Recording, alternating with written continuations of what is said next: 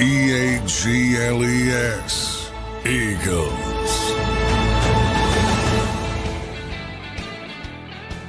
Welcome in, everybody, to a Monday edition of Birds 365 here on JAKIB Sports as we break off into a new week here. It's Cinco de Mayo. It's Brandon Graham Day, however you want to call it. It's May 5th on this Monday. Johnny Mac, how you doing on this Monday morning, brother? I'm doing well. Hope everybody had a good weekend. Happy BG Day. If you want to hear a bunch of people talk about him on a certain other radio station. If not, if you're a day drinker, yeah, happy Cinco de Mayo. Get excited that way. So, any day drinkers that we have on Birds 365, reveal yourself in the chat so we can identify who you are. It's 8 a.m. Should be a little early to start, but hey, man, I'm not going to judge you if you are. All right. So Cinco de Mayo. Johnny Mac, good stuff there, brother. The Eagles had their rookie mini camp on Friday and Saturday. You were obviously down there on Friday. We got done our post day one recap on Friday evening, and Saturday they were closed off to the media. So, and really there was not even any state media, or at least not much of it on there. So not much news there, but they did do the rookie mini camp, which is always a good thing to get the rookies in, get the new guys in, a bunch of tryout players, Johnny Mac, and they even made some roster moves that we'll talk about in just a second. But your initial thoughts here on this Monday morning on rookie mini camp wrapping up this weekend. Yeah, Giles Jackson, the big winner this year. It seems like the Eagles always bring one tryout player onto the 90-man roster. And at least last year it was Sean Stevens. We hardly knew ye, so I wouldn't get too excited about Giles Jackson. But on the 90-man offseason roster, gets an extended look because remember, you don't have to cut guys. In the old days, you had incremental cuts, and even a couple years ago, 90 to 75 to 53. Now it's just one big loop, 90 to 53. So, if he does his job, he'll get an opportunity to be here until the initial cut down, and we'll see if he can make some noise. Good returner. Played at Michigan, played at Washington. Another one of those guys who switched. A lot of catches, more of a slot guy, very undersized as a receiver. But they needed more bodies at receiver, so not surprised they chose the receiver. And they waved goodbye to Ty Davis-Price, which is not a surprise either because I think they like the kid from Florida. So he might be in line to be sort of the developmental back that had been Ty Davis's price role last year. Yeah. And now, tough industry. But Montrell Johnson, I would say, is the leader in the clubhouse for that role, at least for the guys in camp right now. Yeah, credit to you too. You mentioned that on Friday, about him looking the part, but obviously that would mean something on Ty Davis-Price. And there you go. So Ty Davis-Price is waived. Wide receiver Giles Jackson is signed. Now, John, when we say wide receiver Giles Jackson is signed to the roster, is that basically like signing an undrafted free agent just at a different time? Like what does that mean, signed to the roster? Is that basically like an undrafted free agent signing? Similar, at least? Exactly the same, just a little bit later. Signed to the 90-man off-season roster. So, undrafted, he's a rookie. So there's certain guys who are in as veteran tryout players, and that would be different. Michael Dogby from Temple was one of them. That would be a little bit different. But no, he's a rookie. So he didn't get immediately signed, and they brought him in a little bit later. Same type of deal, though. Undrafted if he makes the team. Obviously, you get the bump up to the NFL minimum. More likely, his upside would be the practice squad. So, but yeah, he's on the 90-man offseason roster as an undrafted rookie free agent. There you go. So we'll talk a little bit more about that. John, when is that cut down, by the way, the cut down? Because you mentioned obviously it's from 90 to 53, so that's a big cut. But when does that come? Not until the training camp begins, or what? Till training camp is over. And that's the one right before the regular season. So you get that 10-day. I don't have the exact date. I can look it up this year, but late August basically. So. And that's when the the big cut comes. So if you think about CJ Gardner Johnson getting traded for a couple years ago, it's August 27th last year, somewhere in that range. So plenty of time there. I want to welcome and thank everybody for being here on this Monday morning here, May 5th, as we move into the new month. We started it off last week, but the new month now really kicking off here. Good to have everybody in here. Fly Eagles, James, Devin, Abe, Mike Fittery. Good to see everybody. I hope you all had a fantastic weekend, and we appreciate you taking in Birds 365 this morning. I see my boy Eduardo. Eduardo, I hope your event went well. I know you had something going on this weekend, brother. So hopefully you all were all good on that. John, what is next on the agenda for the Eagles off season? Now, when do they get back on the field? I know they do have some various things that go on between OTAs and some of those things. What is next for the Eagles as we're in May here? Well, for the fan base, I mean, the next big part of it is on-field OTAs, which for the Eagles start in late May, a little bit later than normal. They're very balled up together, all the OTAs. So, and so they're coming up May 27th-ish, I believe, is the next one. And then you have those on-field onto OTAs, which are voluntary. And after that, you have the mandatory minicamp, which for the Eagles is 1 day. But in theory, everybody there, like, you guys don't have to technically show. So one of my pet peeves is you'll see around the league, guys he's holding out. You can't hold out if it's not mandatory. It's voluntary. Now, the perceived, if you're unhappy somewhere with your contract, like Dallas Goedert, I would be very surprised if Dallas Goedert is there for voluntary OTAs unless something is worked out. Yeah, so that coming up. Yeah, gotcha. That's coming up at the end of May. John, we also had the schedule release on next Wednesday, I believe it is, on the May 14th. May 14th, yeah. Yeah, fans love that. Fans love to figure out what games they're going to, where they're hanging out. That's a win. That's a loss. We play that, but I do think there is, there's a lot of people, John, especially our crowd. I mean, I just mentioned my boy Eduardo, and I see he did the Spartan trifecta, John. So shout out to our boy Eduardo putting in work this weekend. Eduardo, what is that? Run, swim, and bike or something? Is that what you got? Let me know on that. But Eduardo last year went to Brazil, so I know a bunch of our viewers. Well, yeah, if you travel, it's important for logistical standpoint. But most fans, the majority of fans, are not traveling to Brazil. So, yeah, for people that have to travel, for reporters, it's very important. The ones that travel, for the people logistically that want to travel, fans, it's important. But the opponents are already known. You're just basically putting dates to the names of the opponents. So it's always amused me that, but the NFL's great at that. They turn in, a necessary bookkeeping detail into this giant thing, and people have latched onto it. But and May 27th, May 28th, May 30th are the first cluster of OTAs. Then June 2nd, 3rd, and 5th are the second cluster, and minicamps on June 10th. Now, you can have as many as 10 on-field OTAs. This is where if Jody was still on the show, he'd go, why aren't they using those for extra OTAs?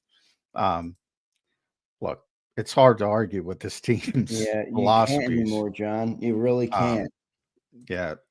You're not winning football games in May. So they believe more in the classroom stuff and that kind of stuff to get rookies up. And all that's going on behind the scenes. I mean, they're still there. And part of it is, to be blunt, they don't want us there. So they do as little as possible, which I think is weird and I think is unnecessarily, but whatever. It's worked for them. So I'm not going to dismiss their viewpoint. They believe more in the classroom stuff. And when you don't have pads on, like, you were asking me last week, what'd you see in 20 minutes of rookie camp? And other people might grip you. I'm not going to grip you. What the hell do you want me to see? I mean, there's no pads. It's like offensive lineman, defensive lineman. You don't know about them till they get the pads on. Right. Saquon Barkley, believe me, if you saw Saquon Barkley in OTAs last year, you wouldn't think you were in for the best rushing season in NFL history. Because his physicality can't show up in that kind of stuff. So, there's only so much you can do in OTAs on field from an on field perspective. And basically it's like an extension. I compare it to high schools now, and they have these 7-on-7 circuits where in the off season, and that's why you see such major development from the quarterbacks now. And I remember the kid from Roman Catholic, he's getting offers as a freshman. People in the chat locally might know his name. I know Rob Kessner, my buddy, knows his name. I always forget his name, but he's a big Alabama offered him, I think, when he was a freshman. Your school. I mean, those kids are so advanced. Kyle McCord was just telling how he got his first scholarship in 8th grade. Yeah. I'm like, did they even play football organized? But I mean, we had back in my day, you had we played football, but you didn't play it in school, grammar school. You played it like the local community. Right. Now evidently now they play it in grammar school. Kyle McCord's getting scholarship offers in 8th grade. I feel like mine was the same as yours. I played CYO football, which wasn't for my school. It was for the local. Well, I'd ask people. I said, "Did Kyle McCord play?" Because he's from Mount Laurel, so I was asking some of the other South Jersey people. I said, "Do they play organized football in grammar school?" Because I just do not remember that. Now I'm getting old, but it was always a community thing. More than that. Like we had basketball teams and things like that, but we did not have football teams.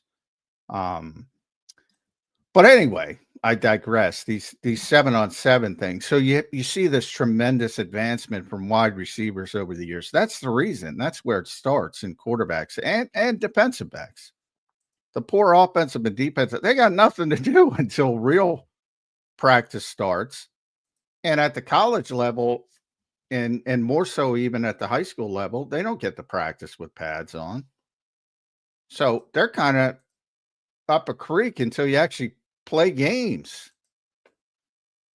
And then you get to show, if you're Jalen Carter or some guy who looks like Jalen Carter from just the size and measurables perspective. Good to see all the rookies out there. Johnny Mack last week. I know you said you didn't take much from them, but at least you got to put a face to a name out there. You got to talk to a couple of them.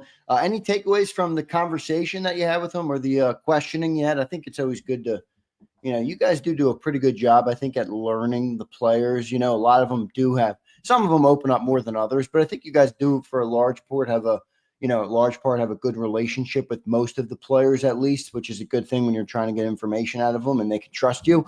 But any takeaways on talking to the youngsters, to the rookies that were brought in?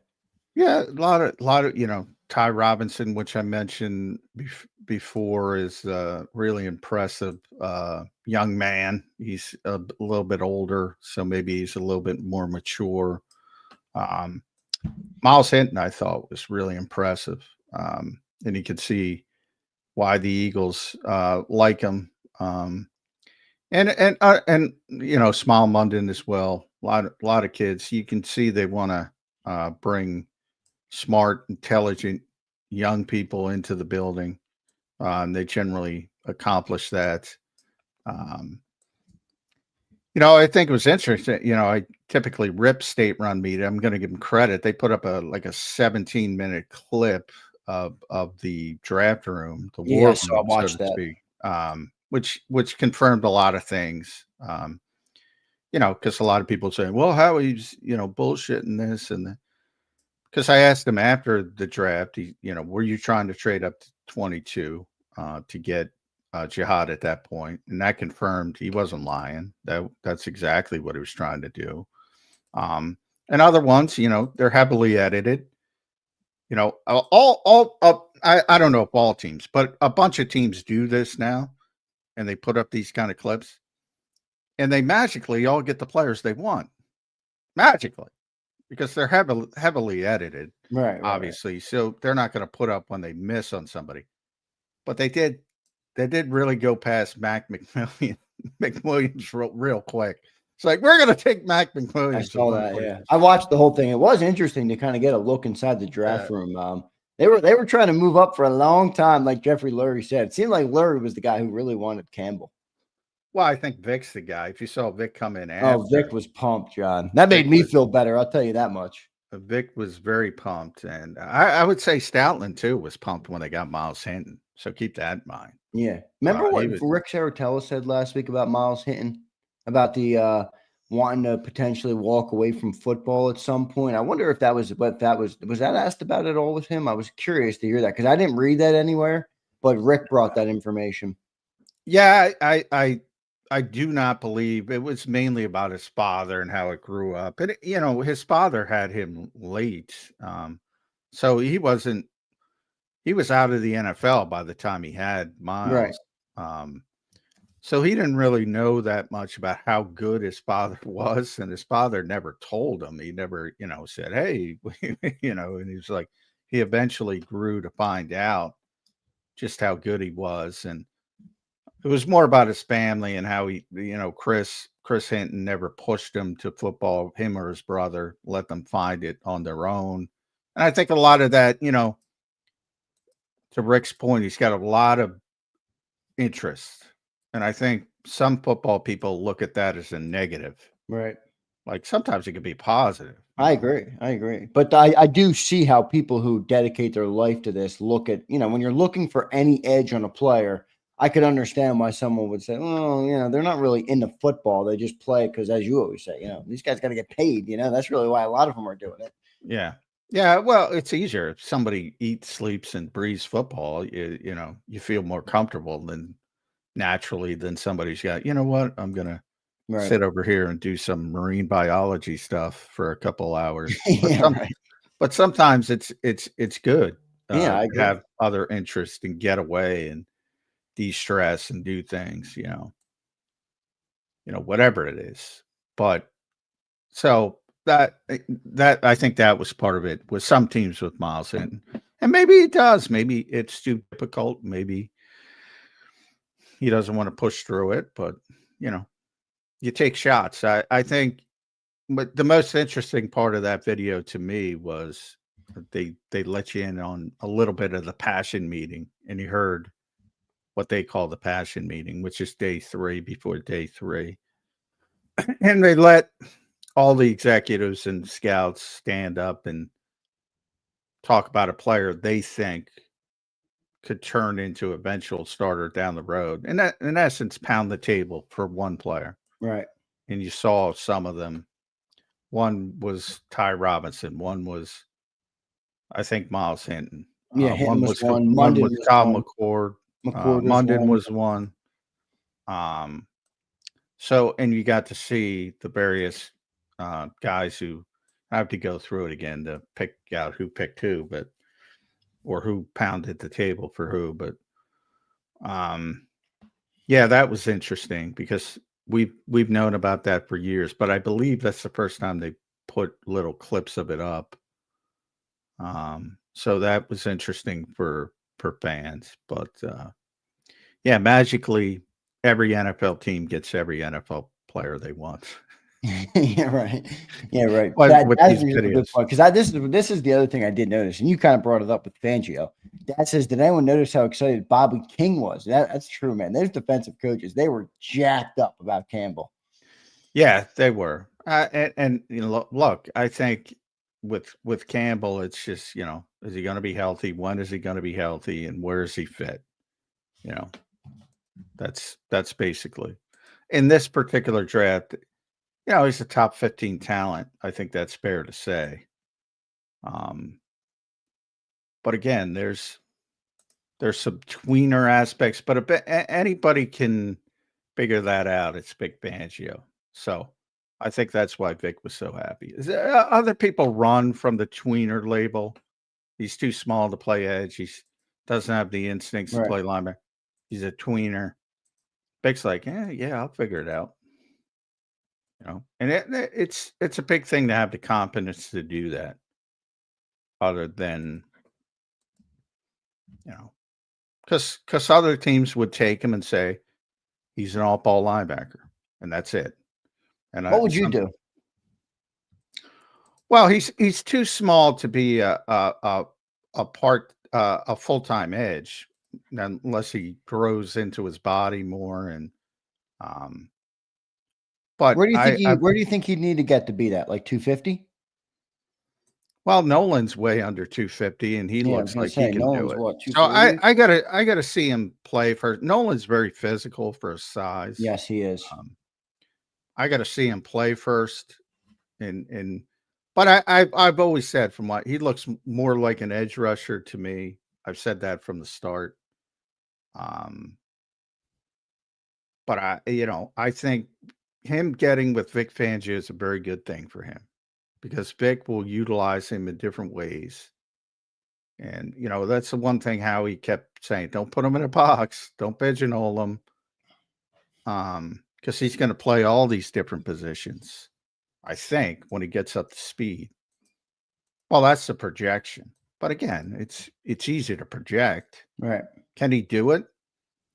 I still remember Malcolm Jenkins, who is the last player the Eagles had that sort of moved all over the place.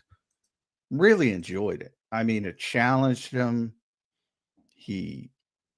Malcolm was a special kind of player, though, John. Not everybody's going to have. Oh, that's Malcolm, what I'm saying. Yeah. Minkah Fitzpatrick left Miami because they were asking him to do that. Right. And he was like, I don't want to do that. I just want to play safety. I just want to play.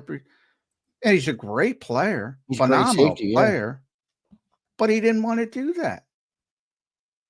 So does Campbell want to do that? Can he do it? I don't know. But that's clearly the projection. And I think that's the big reason why Howie said, don't put him in a box, don't put him in a box. Because if he doesn't want to do it, or he can't do it, or he can't grasp all these different roles, and there's very few people that can, let's be honest, then you got to scale him back to one or the other. And then he becomes just an all-ball linebacker, just an edge rusher. So, you have to see how it develops, basically. Yeah. One of the most interesting things about the Campbell pick, in my opinion, is like, where is he getting on the field? And me and John are going to talk about this. I want to save that for its own segment. But, in nickel, who's he taking over for? In base, which they're not in a lot, where is he on the field? Like, does Dean come off the field? Is it Jalen Hunt who comes off the field? Like, if they're a nickel, John, where does Campbell essentially line up? Yeah, I mean, we're going to say, it's going to take a while, which, Howie has said. He had surgery in March, so he used the Cooper comparison, which is not a perfect one because Cooper had a much less serious injury, much less time missed, 3 weeks basically, at the start of training camp. And it took him till week 6 to get on the field, learning a different position for him at the time. Because, people can talk about, well, I knew he's going to move inside, or I knew he's going to play safety, or I think that, well, he didn't at Iowa. That's the bottom line. He played 90% outside quarterback, over 90%. So he's learning a new position. Now, in the case of Jihad, I got to catch myself all the time. In theory, he's going to be learning multiple positions. Not one new position, multiple new positions. So, what's the ramp up period to that? What does that look like? And the Eagles have some time in theory because they have, some bodies at linebacker, depending on when Jacoby gets back. You also have Smile Munden now added to Jeremiah Trotter Jr. How good is the pass rush early in the season? That's a big part of it. Right. If the pass rush stinks on ice, he's going to be out there quicker than expected. Exactly. So all of this factors into it. But on third down, my guess is he's going to be rushing the passer more often than not. Right. On third and long, obviously, not third and one. So I should emphasize that. So but still, again, it still brings up an interesting not point. Necessarily. Like I said, he might be a stand-up joker inside. Yeah, but who comes off the field then? If you're third and long, who comes off the field to put him on the field? Is it just Moro Ajomo? Ajomo, take Ajomo off and leave. Where the NFL is going is you want your 4 best pass rushers on the field on third and long. And if that's Nolan Smith, Ojulari, Carter, Campbell, somebody's got to play inside. I'd probably have Ajomo over Ojulari because he's pretty good at rushing the passer. Well, yeah, but then you have to have Campbell just as a strict edge. Yeah, I think you want to be able to move Campbell around.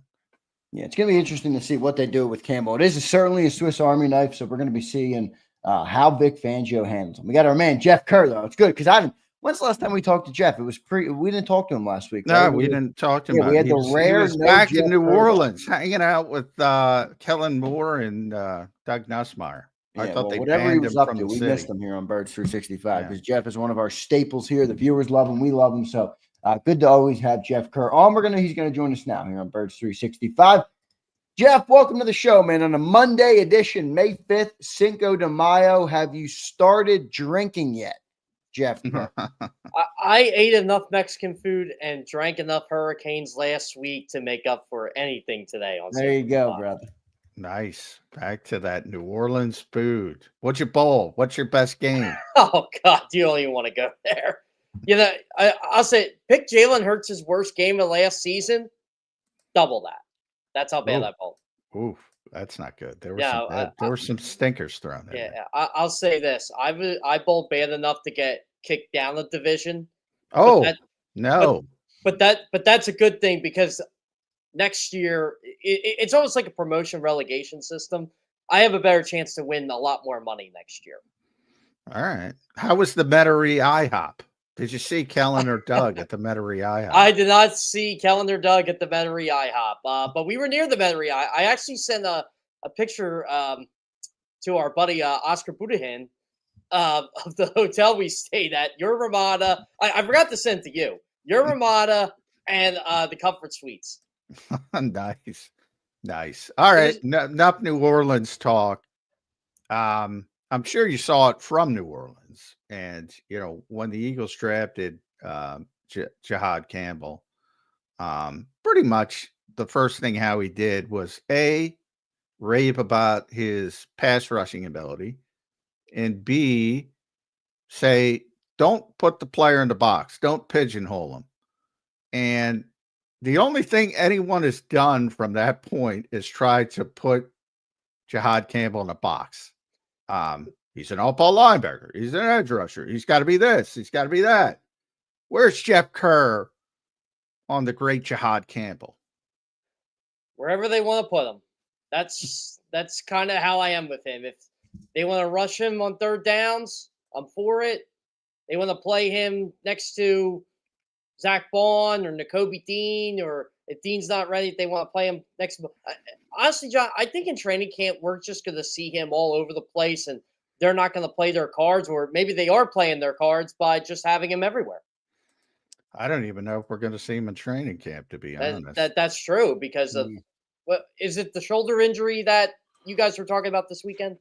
Yeah, he had a March shoulder surgery for labrum surgery. So, if you look online, none of us are doctors, but generally the rehab for that is 6 to 12 months, which is a wide range. So I'm going to, he's a high level athlete. So I'm going to lean towards 6 months, and 6 months from March takes you basically to September. Yeah, so he won't start the year. But again, for this team and the way I think this year is going to go, I think that pick is worth, especially if you think he's a top 10 player on your board. Oh, yeah, long term. And that's what Howie has also said. This is the long-term pick. So for the people that are hyper-focused on day one of training camp, you're going to be disappointed. maybe even week 1 of the NFL season, you're going to be disappointed. But long term, who cares if he misses? And Howie made the comparison to Cooper DeJean last year, who basically didn't play the first 4 games, and after the bye week took off in week 6. Nobody remembers. They lost 1 game that Cooper DeJean played. Well, they lost 1 game that a bunch of people played. Yeah, right. Yeah. That's why I said I don't. But Cooper was phenomenal. Best slot cornerback in football last year. But it's interesting you bring that up because a lot of people say, well, the Eagles won without Dallas Goedert. Yeah, they also won without Jordan Mailata. You don't want to say Fred Johnson is better than Jordan Mailata. So a lot of people use that as try to get the excuse out of they could win with. I've been arguing with a lot of people about Dallas Goedert over the past 2 months, and I understand the business side of this, but just keep the damn guy. I know. This makes no sense what they're doing right now. Run it back 1 more year. Yeah, but it's not that. I don't know if it's that simple. I mean, right? Goddard's probably looking and probably like, dude, I want to cash in. Yeah, but it's been to the point where he's probably not going to cash in. Yeah, I'm with you earlier on the calendar. I said it's a 2-way street. Maybe Dallas wants to wait. He sees this as his last opportunity to get multiple years of big money. His agent has been looking for a deal for a long time now. It's now May 5th. Everybody's budgeted. Indianapolis got Warren. There's not many spots that are willing to give him George Kittle money. Yeah, There's none. This is the statistic from the draft where I said definitely keep him. 5 tight ends were picked in the top 50. That has never happened in the common draft era. So there you go. And they didn't take one. Well, which, by the way, from my estimation, they should have taken one even if they kept Goedert, because now we got a bunch of tight ends on the roster with 1-year deals. What are we going to do next year? This is my thing. I like Harrison Bryant as a player. I like Kylan Granson as a player. Do not give me the bullshit that they can win with these guys if Dallas Goedert's gone. Just don't give me that. Well, they can win. I wouldn't go that far because if you look at some of the big, some of the games last year, even when they did throw the ball a lot, Goedert wasn't always involved in every one of those games. The 2 big games they threw the ball last year were the Bengals game and the Steelers game, where Goedert didn't make much of an impact. Now, I'm not saying Goedert's not valuable. I'm just saying, to John's point, they seemed to win every game last year, no matter who missed, besides A.J. Brown, basically, and Jalen Hurts. Those are the only 2 guys that when they missed, they lost. So they did win without Goedert, right? I mean, their team is still good enough to win without But they didn't play a full season without Goedert. No, they didn't, and that's different. Right, it was great in the postseason when they needed him most, and he's running over Green Bay Packers defensive backs. Yeah, it's true.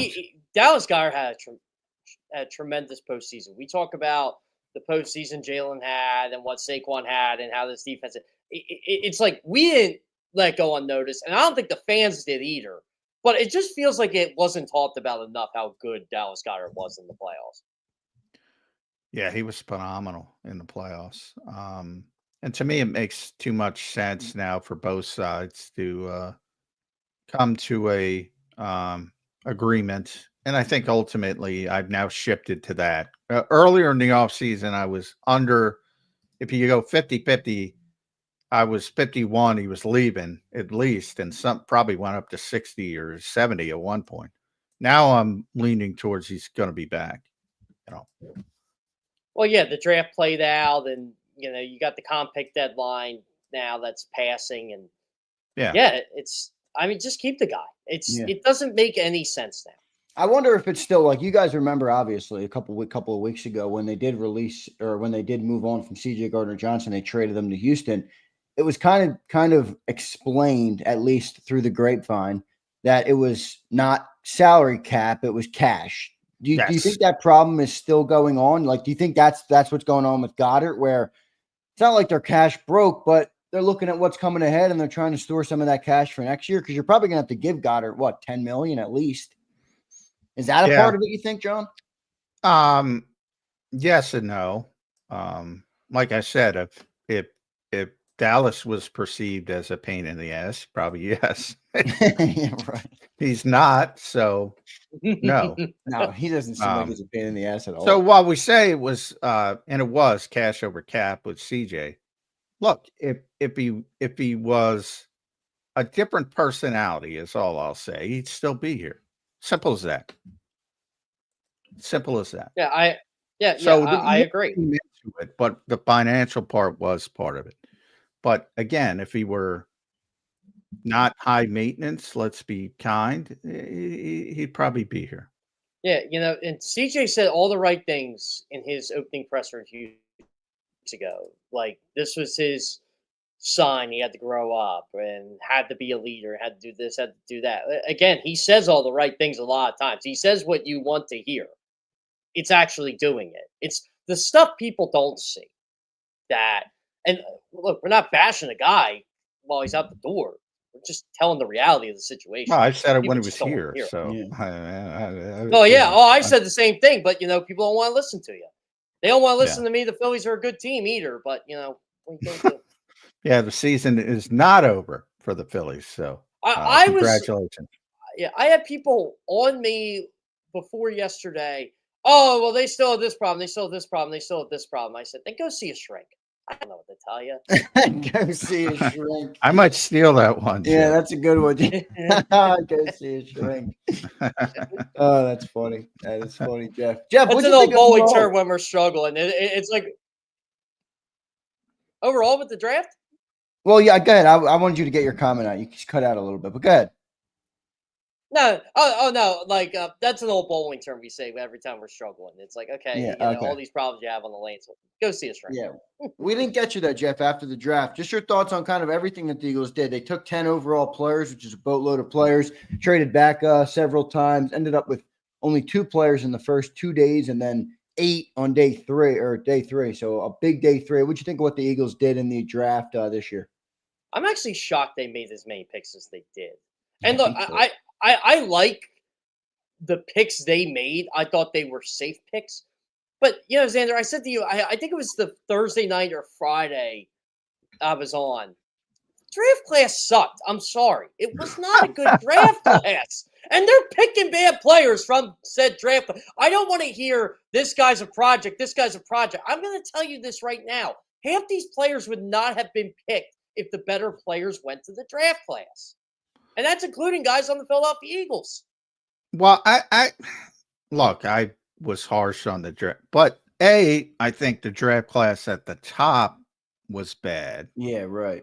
Well, yeah, and that was my philosophy. It's like, okay, they're a little bit better in the later rounds, but yeah, see, I like what they did on day 3 a lot better than what they did on days 1 and 2, to be honest. And by that, I'm not saying they're going to turn into better players. I think they took a bunch of guys that have upside. You hit on one of these guys, like 1 or 2. Small Munden, specifically for me, Drew Kendall, Kyle McCord, they might hit other places. I thought was a good pick. I actually really like the lineman they picked. I thought this was a better Miles Hinton, Cameron. I guarantee you Stoutland hits with one of the 2. Yeah, that's why I didn't hate their day 3 picks. I hated the draft, but I didn't hate their picks because they're picking picks that you can at least get NFL careers out of. All the guys you mentioned. Yeah, and that's what I mean. I'm not saying they're going to be high level players. Although I think Munden has a chance to be Munden, I liked in college.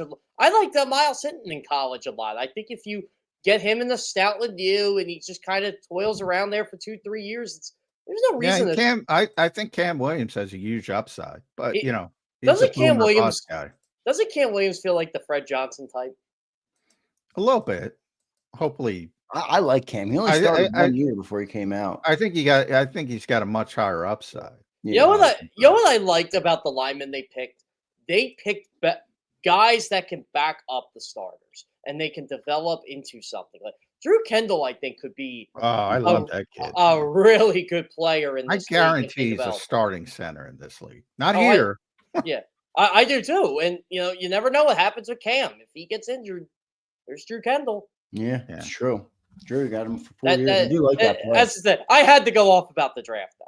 I had to go off about the draft because no, I'm with you. I was underwhelmed. Yeah, I hear One you. of the things, I don't know if you saw the Eagles put up their little draft room, war room video, with Howie trying to trade from basically number 22. They thought they had to deal with the Chargers. They didn't go that far. I think a lot of people said, oh, Howie was going to give up 64, so that would have been stupid. No, that's what the Chargers asked for. Then they cut it off. So I was told this going into the draft. If the player they got, Hampton, was there at 22, the Chargers were not trading because they were hell-bent Yeah, on a they didn't linebacker. trade. So, but a lot of people said, well, Howie got him for one, moved up one spot, gave up 164, I think. Yeah, So it that's would have what it been was. stupid to give up 64. But that's not what happened. If you watch the video, that was what the Chargers wanted, and we never got to, and that's state-run media. They cut it and edit it. So you never got to hear the response. Well, what about the year the Commanders thing with Adam Peters? Oh, yeah.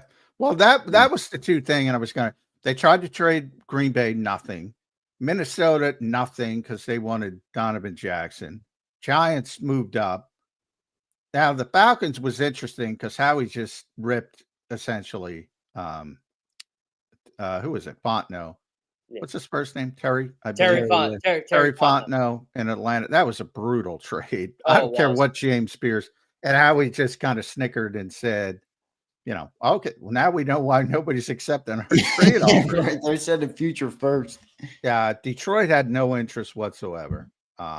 Washington was interesting because, as Jeff said, Adam Peters, after last year, remember, they were the Cooper DeJean. Now, they got a good player too, but they didn't get Cooper DeJean. They didn't get Cooper. So I think he was feeling, and he called it an in-division tax. So Howie said no there. Buffalo seemed to have no interest, and then they moved up. And it was interesting because Howie was talking to Brett Veach, and obviously they're very close. Kansas City, Philadelphia, very close. Originally, he said 168, and he said bottom of the round. We kind of snickered because they beat the Chiefs in the Super Bowl. So nice little backhanded slap by Howie there. And then he had to go up to 164, which is kind of meaningless. So yeah, and that was the pick they acquired from the Kenny Pickett deal. Yeah, so not very meaningful, but that's they took you through that whole. So they were trying to get him at 22, and he still fell to 31. And then I see all these people after talking about how do NFL teams keep letting good players fall to the Eagles. Well, hey, y'all had a chance, so stop complaining about it. Yeah, basically exactly. everyone. Well, it's the same thing with the Ravens. Everybody lets good players fall to the Ravens. Exactly. By the way, this is why I thought it was going to be harder for the Eagles to trade. Do people forget the Buffalo Bills, Baltimore Ravens, Washington Commanders, Kansas City Chiefs? I'm just naming teams in the back. They're pretty good. They're, the Eagles are the team they're trying to beat. Why would you want to help them? Yeah, that's part of it. I mean, that's definitely part of it. Yeah. That's clearly what went on with Adam Peters in Washington. I mean, that's that they're fighting for the division, in theory, on paper. Yeah, and look, they're a better team than the team that they put on the field in the NFC Championship game. That doesn't mean they'll have a better result, but they're playing scared, Jeff. I love it. And I smell blood, Jeff. They're playing scared. Speaking of Eric DeCosta at Baltimore, which I always say, if you ask me who the smartest teams in the NFL are, I always say the Eagles, and people think I'm a homer, and the Ravens. It's funny when people think I'm a homer. Yeah, I was gonna say you're a homer. I know. Okay. Well, only when I say good things. When I say negative things, obviously I'm the worst person in the world. But you're a Viking, and a Vikingite is what they call you. Yeah. Viking. Well, I covered the Vikings for years. Yeah, so people think you're a Viking. You could look like a Viking, John. Yeah. I'm gonna Photoshop John in like a Viking. Well, there's always I like I said, I tell this story all the time. I keep all my hate mail. I love it. I feed off your tears. So I have a big you and Nick Fierro. So yeah, I have a big folder in my email, and I'm trying to get to all 32 teams because everybody accuses me of being a fan of the team that they hate. So I'm like at 29 or 30. So, and it's funny because Minnesota specifically, because so many people in Minnesota think I'm a Green Bay fan. It's fucking hilarious. Because I love Brett Favre. I loved Aaron Rodgers. Loved them. Loved them as players. Most people did. Yeah. I mean, why wouldn't you? Best quarterbacks of all I time. know. I know a bunch of guys on that '90s Packers team. I hung out with them. I'll never forget the first time I said, and I still say it to this day, but the first time I said, no quarterback has ever played the position at a higher level than Aaron Rodgers at his height. Not saying he's the best. I'm saying at his height, nobody has ever played the position at a higher level. Oh, the Vikings fans lost their minds.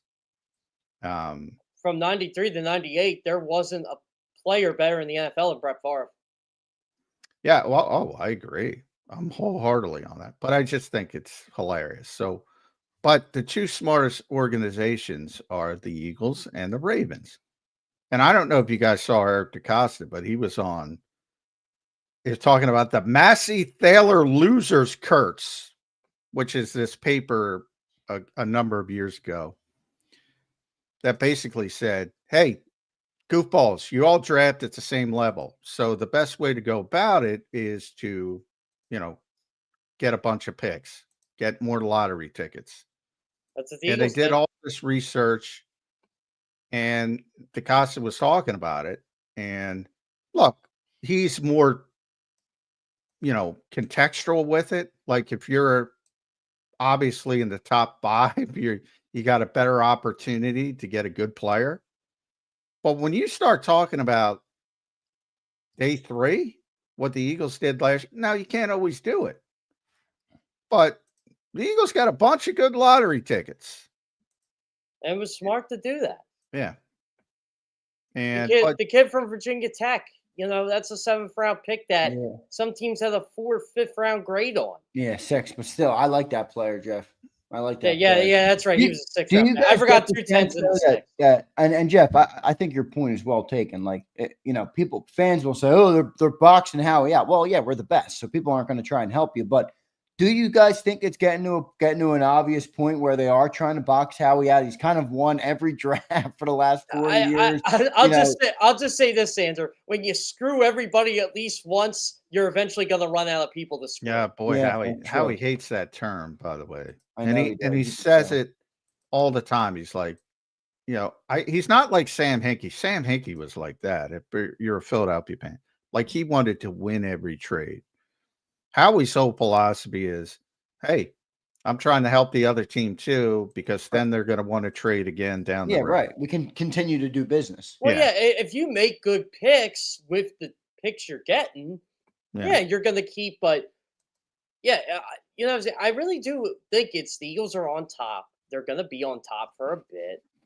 Like they're not going to win Super Bowl every year, but they're going to be around. We know that, and teams are just they're going to be good. But see, that's the problem, and that's what Howie said because he was asked that a couple times over draft weekend. We asked him that a couple times. Are teams not willing to trade with you basically because of your reputation? And he said flat out he didn't get that feeling at all. It had more to do with where they were picking. That 32nd pick isn't as valuable as 22, even 22 or 24, whatever. It's harder to move up when you in a better first round. It's a different story. And by the way, future picks, everybody realizes, well, the Eagles might not win the Super Bowl last year, but they're going to be good. So it's still going to be their picks are going to be 27, 28, 24, maybe in the worst case scenario. Still not good picks compared to other picks, some of the other teams. So I think it has more to do with that. But I will say this. So NFL.com did their bullshit draft ratings. How can you grade a draft? I'm always curious about that. But the Eagles got a B+, blah, blah, blah. And they were talking to some executives and personnel people. And I guess, maybe that wasn't the one. But whatever. All these people, do they have compromising picks? Does Howie have compromising picks? I mean, he's in people's heads. Rent free. Yeah. I mean, and even he doesn't like it, but they got a nice prospect at 31. They didn't get Lawrence Taylor. And the self-defeating NFL is like, oh, woe is me. You could have taken him. A lot of people could have taken Jihad Campbell. Yeah. So, yeah, I don't get any of that, but other than he's very good at his job, and like Eric DeCosta realizes, look, we're all basically 50-50 with these things because they're human beings. Some are going to hit, some aren't going to hit. Howie's on a heater. He knows that. So, you're going to have a regression to the mean at some point. So the more picks, the more chances you have to hit, basically. Especially in a draft like this. You make 8 third-round picks. I mean, day 3 picks, and you're just like, okay, if we get 1 or 2, 2 would be amazing. But if you can get 1, I mean, everybody hates the 2011 Eagles draft class. Everybody hated it, but there's a Hall of Famer in it. Yeah, I mean, well, any draft class. If you look at, now that it's become less of a thing because of what the Eagles were able to recover and finally do at wide receiver with AJ and Devontae. But remember, Jalen Reagor was a big thing for a while, and how bad that pick was. In the same draft, they got Jalen Hurts. So who really cares?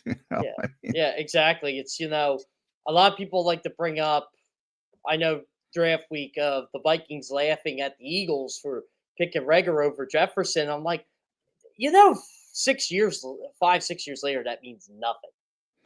No, and I don't even think Rick Spielman, because I talked about it, I don't think he was laughing at the Eagles. He was just excited to get the player he wanted.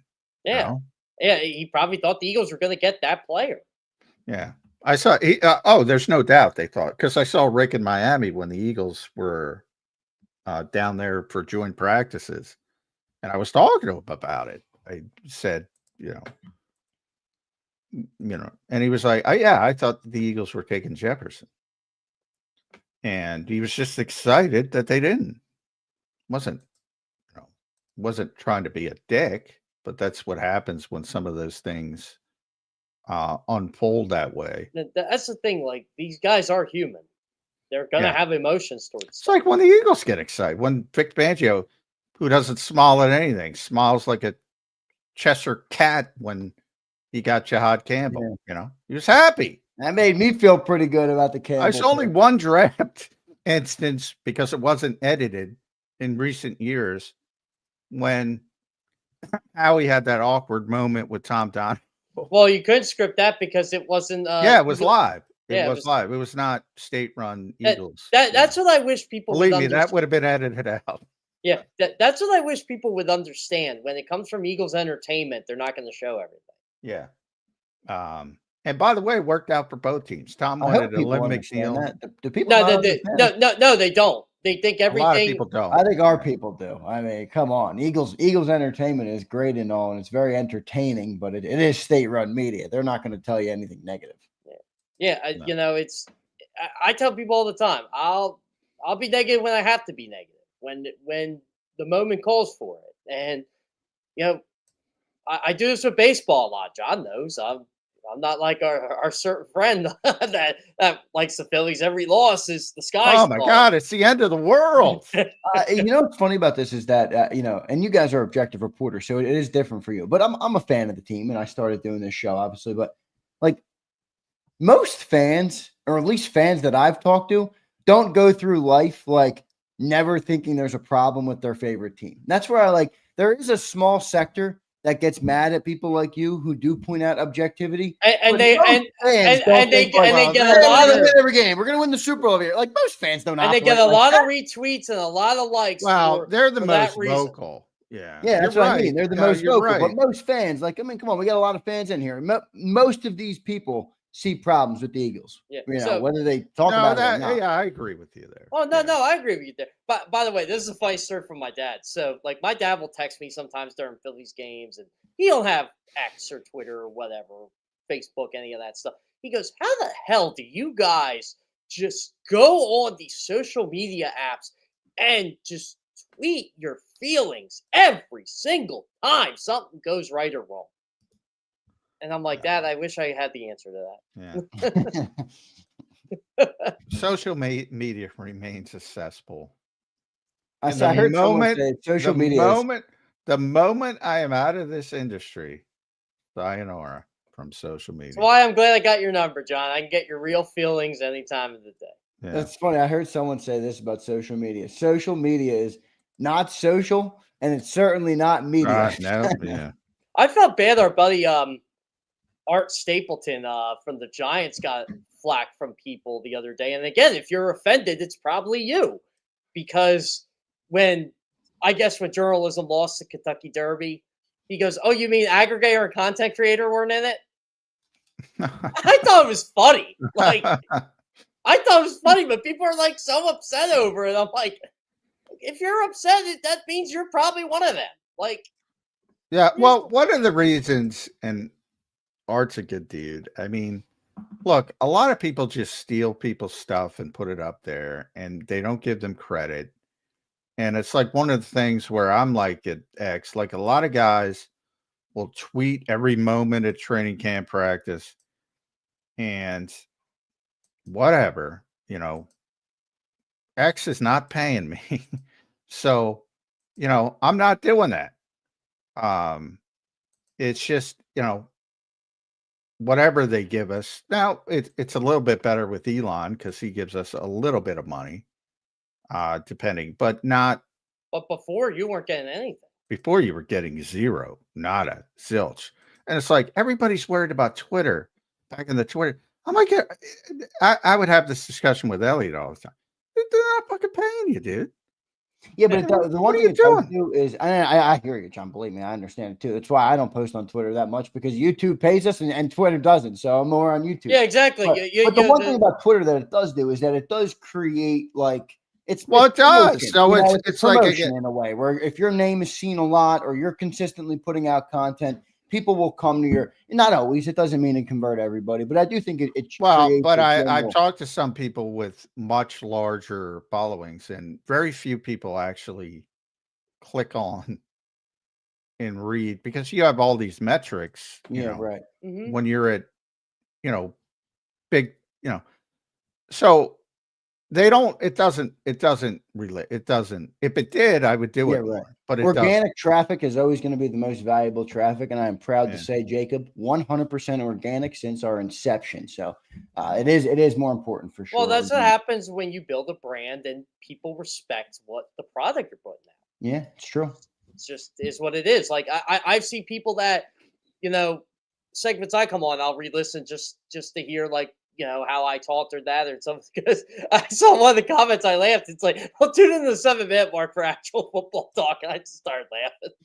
Well, Like, hey, Jeff, the Jeff Kerr segment has become iconic here on JAKIB. I don't know why. Last week we didn't have it. People are like, "Hey, where's Jeff Kerr?" I'm like, "He'll be back, everybody." Yeah, you guys can praise me and bash me, do whatever you need That's to. right, I don't care. Any publicity is good publicity. There you go, Jeff. Jeff, I got a question on the draft, man. I want to ask you about Andrew McCuba. What do you think of that player? Any concerns on that player? He's an interesting one. What are your thoughts on the Andrew McCuba draft pick? Of the players that they drafted, I think he's the one most likely to kind of be a plug and play guy. Like he's going to Day one starter, most likely. Yes, I agree with. Yeah. He's just one of those guys, and you know that's where I went and read a lot of my buddy Andrew DeCecco stuff because I knew he was a big McCuba guy.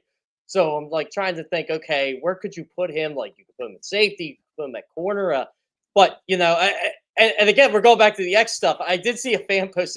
There was 100% no way the Eagles were going to go into this season just letting Sidney Brown start uncontested. And I'm like, well, that's a good thought, you know. And Andrew McCuba is going to be that guy that I think challenges for that spot. You think any concern on the size or no? I mean, you're always concerned about size, but I just keep I guess this is the whole look at the tape. Look at what the guy brings. Look at the His tape is good, versatility. man. He Yeah, does look good on tape. For sure. Honestly, it feels like there's some CJ Gardner Johnson tendencies, the good ones. Well, I look The good one. The good one. I mean, I agree with you. One, because and yeah, I've been saying it for a while. The Eagles are going to bring in competition. If they didn't draft somebody, Justin Simmons would probably be here, but they were never going to go in without competition. They try to do that at every position, but it was the 64th pick. I mean, Sidney Brown was 66.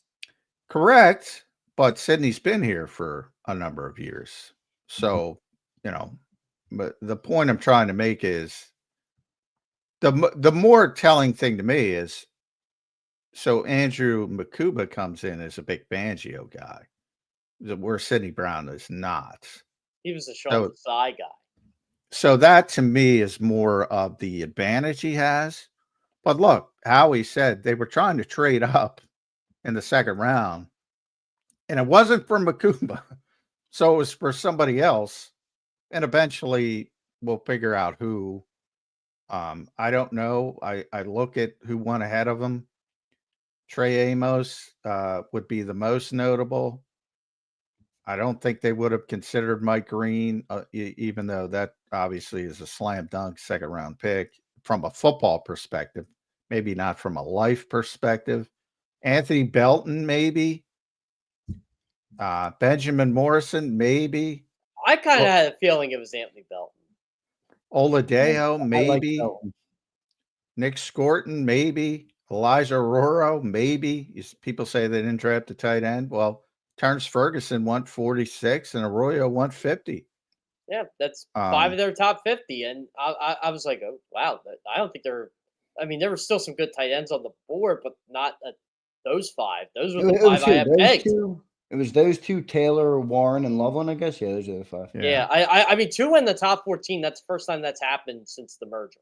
Yeah. But I'm just trying to get to it. Those are the players sort of in the Eagles' orbit.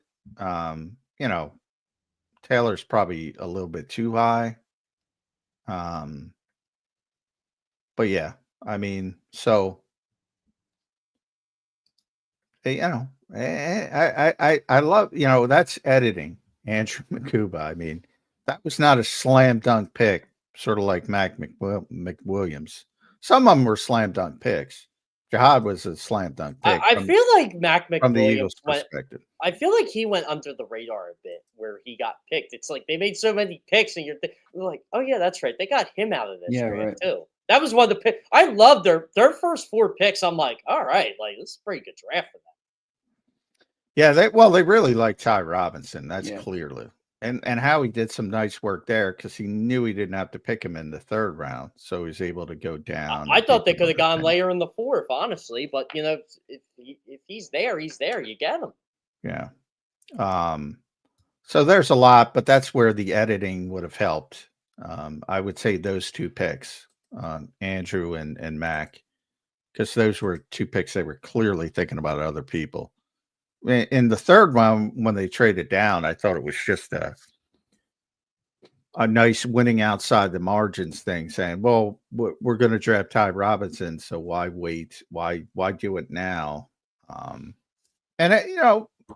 He also mentioned there was somebody in the 3rd round. So we're talking about 96 that they were trying to trade up to get. And I look at the names there, and it's like Jared Wilson.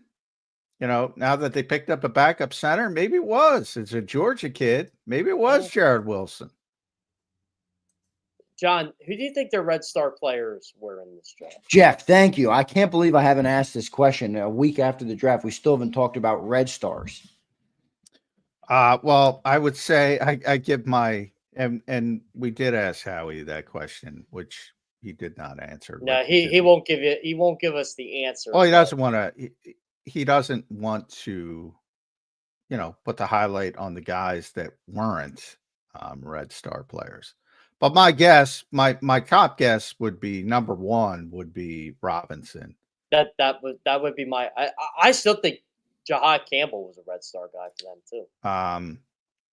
I don't know because of the injuries. It encompasses everything. Small Munden. This is not a indication of best players. It's just they're everything to encompass community work, blah, blah, blah. Everything encompasses to what Jeffrey Lurie says is a Philadelphia Eagle. And my best guesses are Small Munden, Ty Robinson, and probably Drew Kendall. Those are my best guesses.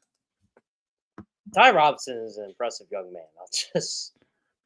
He's already accomplished. It's a great line by Brookover, who, Brookie's older like me, and he's like, boy, it's depressing after we got off the Zoom call. It's like when a 24-year-old kid is more accomplished than you. Oh, yeah. Way to hit the nail on the head there, Brookie. Who was your favorite pick, Jeff? Ty Robinson. Ty? Yeah, I mean, look, I'll say this. Their first 5 picks are defense.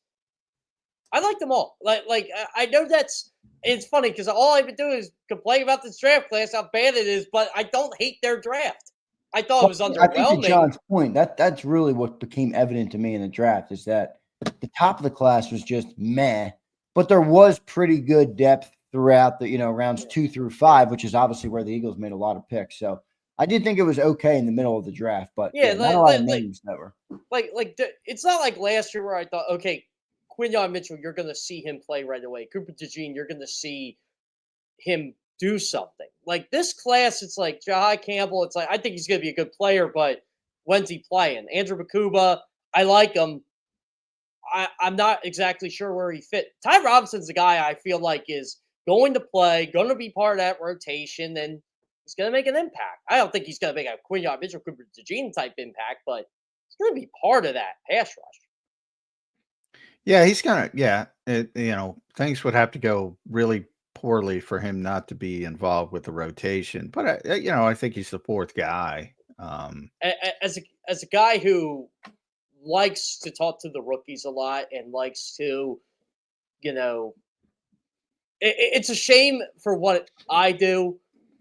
None of these names are, unless they do something really stupid, is going to click for CBS. It sucks. But I get to write about him in training camp, so it'll be fun. Yeah. Yeah. And I think Makuba's got the best chance to be a day 1 starter. And that's because Campbell's not going to be ready. Yeah. And Makuba's going to be a good player for them. He's a Vic guy, so. How about this general draft question from my boy Rich Nutt, checking in, member for 9 months. Thank you, Rich. Sanders 5th round, Jeff. What'd you think of that? Ooh, yes. I'll tell you what. Not bad. Not bad. I'll just say that. What do you mean, by the way, a lot of people saw who did see the video, unscripted, the Eagles unscripted draft room video. Mentioned there was one, I don't want to say poor edit because I don't want to get those guys in trouble, but it was weird. It was sort of out of place. And that was we're going to take Mac McWilliams at 145. A lot of people who did watch it trace that to, the Eagles were taking Sanders at 144. At 145, he was there. If whoever, Cleveland jumped up to 144 to take him. I still don't get what Cleveland did. Like, why even take Dylan Gabriel? I don't know what they're doing over there. Well, I would flip it the other way and say, I would say Sanders. They already took Gabriel, who I thought was a good pick. My assumption by watching their videos is that was not a Kevin Stefanski or Andrew Berry pick. Well, if you look at Andrew Berry's reaction, he's just like, "Yeah, why did we just do this?" Yes. Shador is so weird to me. Like, I know everybody likes to talk about Shador. I thought he was a really good player in college. And, yeah, he's going to have his flaws in the NFL, but someone told me he would have fell in the 5th round. I said, you're crazy. Yeah, me too. Maybe round 2. But I still thought some team would take him in round 1 just because of the upside. But, again, the people that handled his outside of football stuff. Well, the stories that have come out are just like I don't know if you heard the Giants story, which basically the Giants, when they interview quarterbacks, basically go through an install and they put a couple mistakes in there on purpose to see if the quarterback prospect picks them out. And Sanders didn't pick it out, and he got mad that they tricked him. And he basically said, "Well, maybe I'm not the guy for you." Yeah. What are you doing, dude? Yeah, there's a guy that, and I know a lot of people know the name, Ryan Leaf, and now he's in media. I'd love to ask Ryan Leaf this because this was the red flag on Ryan Leaf, his attitude. And there were stories I heard long after he was done. He was a bad teammate, and he blamed everybody for his shortcut. And he didn't have a lot of them in college. Shador did. And Well, he also had significant drug problems, like Johnny Manziel. Well, yeah, exactly. But I mean, outside of that, like the on-field stuff, like you're blaming linemen, you're blaming receivers, you're blaming your defense. Apparently Shador would do that stuff too. There were a couple stories that came out of college football last year, and I'm like thinking, dude, how good would you really be if you didn't have Travis Hunter? And I know you had a terrible offensive line, but yeah, I mean, I don't think his offensive line was awful. Oh yeah, it was terrible. He was right. It doesn't mean it's a good look for a quarterback to blame him. It doesn't mean it's a good look. Right. I mean, look. Look, your teammates' shortcomings. I had them in football, basketball, bowling. You just can't do that. Yeah, I agree. I don't think he was terribly talented from the perspective of, like, to me, he was a bridge pick. He was always a bridge pick of maybe late first round if you're desperate, or early second round, like sort of like Teddy Bridgewater back in the day, who ended up going 32. So I'm not saying I'm surprised he went in the fifth. He lasted to the fifth round, because I am, but I have learned over the years that if you're not going to be a starter, they want somebody who blends into the background. They don't want anybody, making waves. They don't want anybody where the media is going to constantly ask, "Hey, is Shador going to get a chance?" He's so high profile. It hurt him in a way that teams are like, "Well, I don't want that as my backup." I mean, perfect example. We saw it here, and it worked out for him. But Jalen, when's Jalen playing?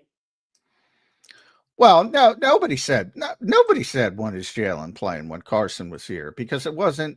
But the Eagles made that clear, though. But still, you're going to get that in a lot of places. When's Shador playing? When's Johnny Manziel playing? Who are they Jeff, who are they keeping? They have Joe Flacco, Kenny Pickett, Dylan Gabriel, Shador Sanders, and Deshaun Watson, who's not going to be on the team this year because of the injury he suffered. So rule him out. But you still got four quarterbacks. Who goes? Pickett? I think Kenny Pickett's done. I mean, you paid Joe Flacco some money, so yeah, and he's got the veteran presence. I mean, are you going to cut a third-round pick in Dylan Gabriel? I mean, we've seen teams do this. Maybe it's Shador who's on the outs. Yeah, the Eagles had a second-round pick once they cut Mike Bellamy. That was 30 years ago. That's a long time ago. Yeah, man. But that doesn't happen now today. Teams don't like to cut their picks. By the way, I used to love that back in the day. Yeah, this guy stinks. We wasted a pick. I think it's a better way to go. It is. But yeah, GMs, it's easy to say. Howie could cut his picks. He doesn't like to, but it's not going to affect him. But other GMs feel if they cut their picks, they're like, oh, that's going to be the owner's going to notice that. Didn't the Eagles just cut somebody? They cut Ty Davis Price this weekend. That's who it was for the rookie minicamp guy, right? Yeah, for the wide receiver, Giles Jackson, who was signed. Yeah. Which is cool. I mean, a trial player. I always like to see that. Trial player gets picked up. It's fun. It's a nice story. It is. Yeah, it's great. It's a great story. Because when you go to rookie minicamp, you're like, none of these guys are making the team outside the draft picks. Right. Don't miss Adam Thielen. That's what Sirianni told me. It's like 3 years ago. By the way, when he actually talked after. By the way, Nick Sirianni didn't talk after rookie camp. that's It's like, lame. come on, dude. That's lame. He's entrenched now, John. He's a Super Bowl champion. You guys will be treated differently from here on out by the great Nick Sirianni. Well, you mean treated any differently? I don't know. Not talking? I haven't talked to the guy. No more off the record? You guys going cold on you.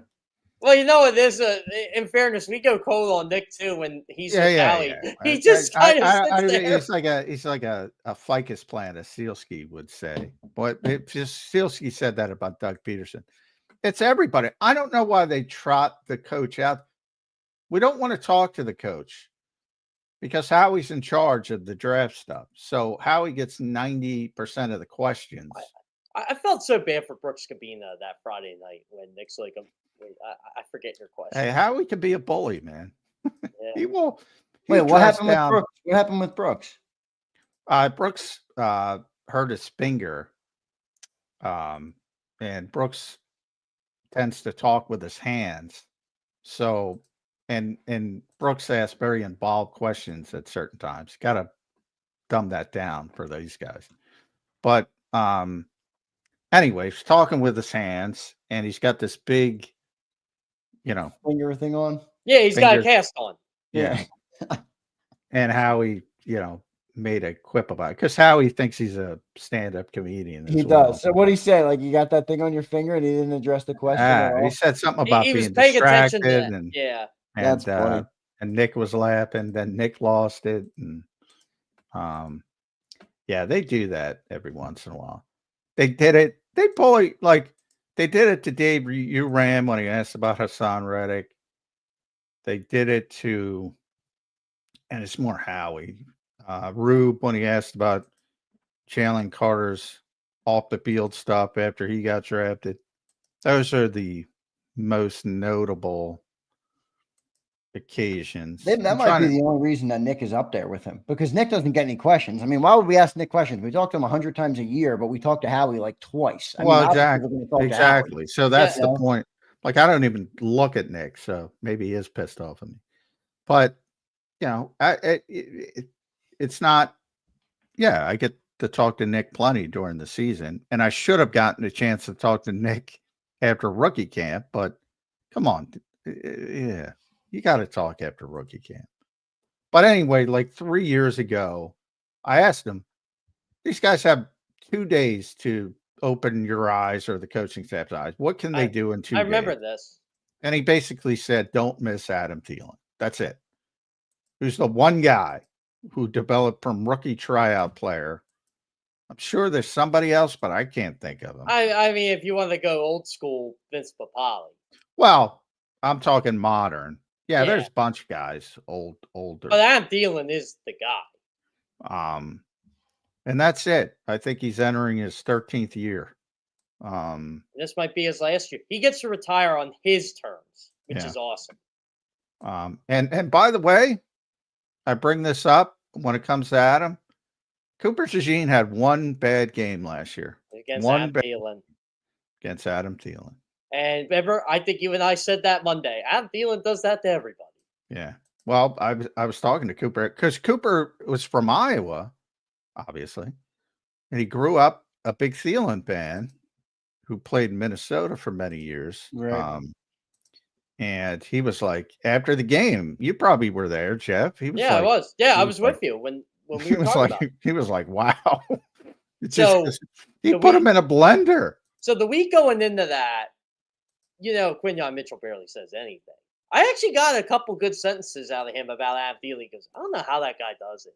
He said, but he said it's impressive to watch. That's why I'm a big, because of Thielen. That's why I'm a big route running guy. Yeah, but he said he was watching Adam Thielen tape. I'm like, oh, I'm going to run with that. And it's for Quinyon Mitchell for him to say more than 2 sentences to answer to a question. Which, by the way, he smiled at one time. I said, you're smart by doing this. Thielen, he's got to be one of the better undrafted guys in the last couple decades, right? Oh yeah. You know what? That's why I say he was not only undrafted, he was not even a priority free agent.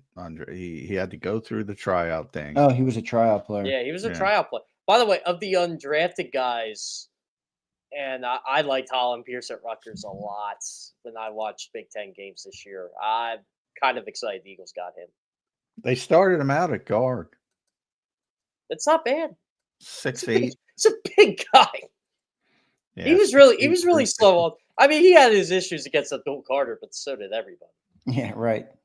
Yeah, that's not a bad thing. No, Abdul Carter did that to a lot of people. You guys brought up what's his name, Cooper DeJean. He's like a star now. He's got the Kentucky Eagles fans were mad at me when I said the Giants have better pass. Oh boy, should I even bring it up, AJ? By the way, come on, AJ, you're ruining it for every dude out there.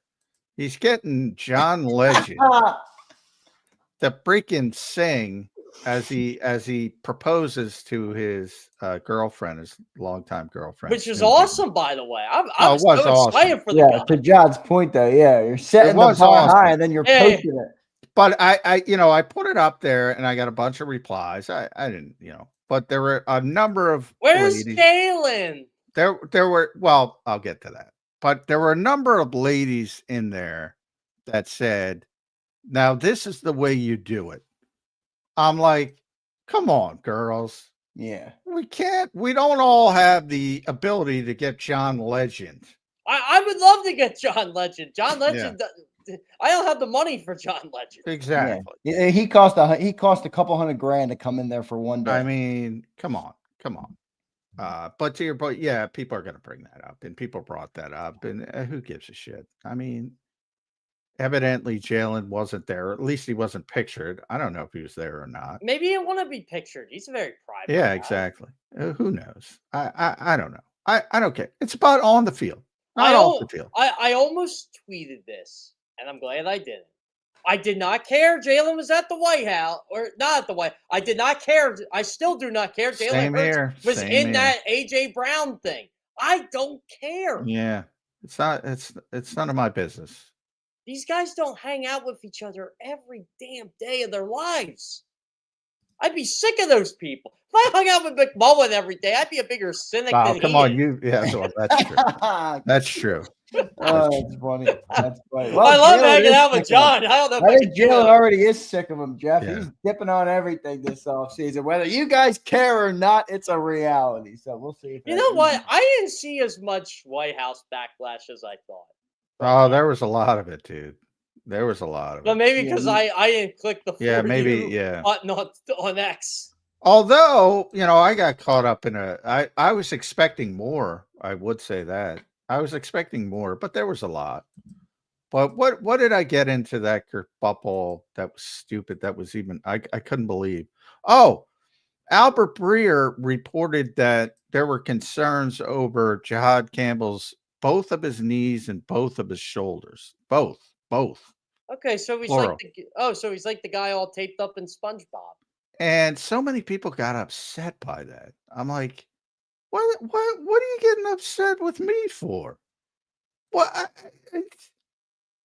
those are the type of people I will never understand. Yeah, I will never understand. Don't shoot the messenger. Yeah. But I don't believe it. All right, good. All right. By the way, John, Martin Frank and I had a great White House visit on Monday. Yeah, I heard. I meant to ask you about that. How was that, Jeff? How was it down there? It's definitely a surreal experience. I'll say that. Just going in and taking the picture of the lawn, and you want to take pictures. Like you're just like, okay, you're never going to be in here again. So you take a picture of the rose. Well, that's garden. the only reason I wanted to go. But we had the post-draft show, and I'm like, I'm not missing the post-draft show. And by that point, you guys are long gone. As things fall in my or Martin, like he didn't even get his credential approved right away. Like Zach Berman got his at like 12:10, so we were checking our emails. I got mine. I told you when I got mine. Yeah, you got yours around the same time I got mine, I think. Yeah, but it was just a really like I felt bad for Martin because Martin's like go in and then he texts me about 10 minutes later. Okay, I'm in. So. Yeah, I mean, it all worked out, but it was hard to see a lot. Well, that's another thing. I'm like, that's another thing. By the morning, so Monday morning, they do things. I think the Eagles do things late. Well, the White House is even worse. So you're expecting people to come down there without accreditation. Like, what if I can't get in? Yeah, you're stuck. You just spent your whole day going to DC, but yeah, it was something that I give Elliott a lot of credit. He was able to get some good shots. Martin, and again, we were talking to some people that do this on a daily basis, and they told us this is probably where to stand, where we were. And they said, again, typical politicians, they don't respect anybody. Sit down. You're supposed to sit down if you have a seat, and they weren't doing it. You know who sat down? Dave McCormick, of all people. Yeah, well, it was cool seeing him. Like, Pennsylvania rep. It's no matter what side of the fence you're on. I mean, yeah, It's still cool to see these guys. I think it was bad timing. If it were June, last time it was supposed to be in June. I was going. I was ready. It was. It was. And they canceled it the night before. This time, the day after the draft, I'm like, that is bad time. That must have been the White House, right? With that date. I mean, that's. Oh yeah, I assume. Well, they were doing a lot of them around that time because they had Ohio State there the week before, and they had. Right. By the way, at 1:00 today from the Oval Office, Donald Trump will announce that DC is getting the 2027, I believe, NFL. That's going to be a cool draft setting, I think. Will their new stadium be done by then? When are they? 2030. So I actually that's gotta take a while. So Martin and I took the Metro past RFK to and from on Monday, and then I actually funny travel story, by the way, guys. You guys ever have a flight get canceled on you? That's like at 5, 6 every time. Yeah. But like 5, 6 a.m. you wake up at 2:30 and your flight's canceled and you're scrambling to get another flight. We took a flight from Baton Rouge into DC and drove back. Oh man, it's Baton Rouge, man. That's got to be tough. That's where the tournament actually was, Baton Rouge. So yeah, but when you start getting those smaller, I mean, there's a 50% chance any flight is getting at least delayed at this stage in the worst industry in America, the airline industry. We were supposedly from Louis Armstrong Airport in New Orleans, and we were staying in Kenner, so we took an Uber all the way down back to Baton Rouge, and it was a nice airport. I'll say this: everybody at that airport was because it's a smaller airport. I love smaller airports. I love Trenton locally. Trenton is great, Atlantic City. Yeah. I actually sent something to American about how friendly their employees were at Baton Rouge. I said that to me that doesn't go unnoticed. About how nice they were. Well, compared to major airports, yeah. And I said I get it's a small airport, but I said they did not have to be this nice or this friendly or this accommodating, and they were at 5 a.m. All right, nice. One of the few good airports there. You don't get many of them. No. Jeff, thank you for joining in today, brother. We appreciate it. As always good to get your breakdown on the NFL draft, everything that happened since the NFL draft. We'll talk to you again next week, brother. It's always good to have you return. Yeah, the Philly season isn't over, so you got to keep working. I was told it was over 15 times already. Yeah, I was told it was over the whole week. I'm bowling and I'm hearing all this thing. I'm like, this is crazy. How about that game yesterday? That was a crazy baseball. Well, that was insane. Wild. Normally, I always go to the Sunday games, but I was traveling home. I wasn't going to the Sunday game anyway. But they gave my season tickets. My family uses them. My mom, and my sister had a great time yesterday at the game, and it was Mother's Day. It was the Mother's Day celebration. So. But, my sister texts me like play-by-play stuff of the game like she always does. And she's just like, man, Ranger Suarez, what happened to him? I said, nothing. It's his first start back. But, season's over. They lost the game.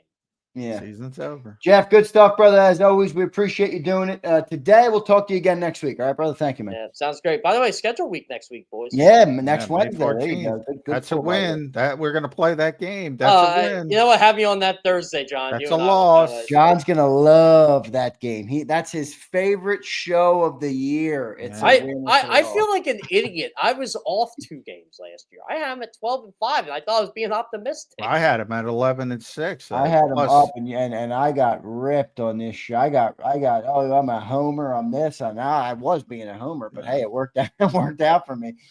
So we'll see. Jeff, thank you, brother. Appreciate it, man. Yep, sounds great. Thanks, guys. All right, there's Jeff Kerr from CBS Sports. Follow him at Jeff Kerr.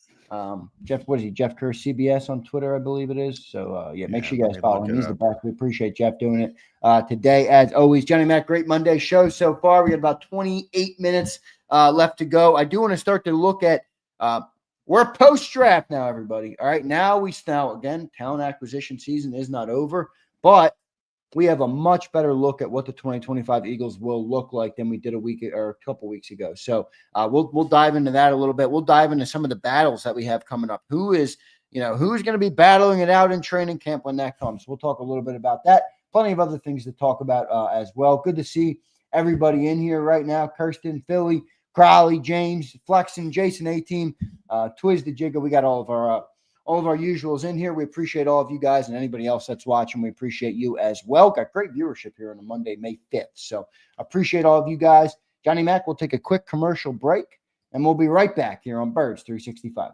The following is a real testimonial from the father of a young injured victim. I didn't think she was going to make it. Major Perry's daughter was the victim of a horrific accident caused by someone else's negligence. If you don't find the right counselor, law firm that you're looking for, you will get lost in the wilderness. Badly injured? Call the Fritz and Bianculli Law Firm at 215-458-2222 and find out why they say, "We got this."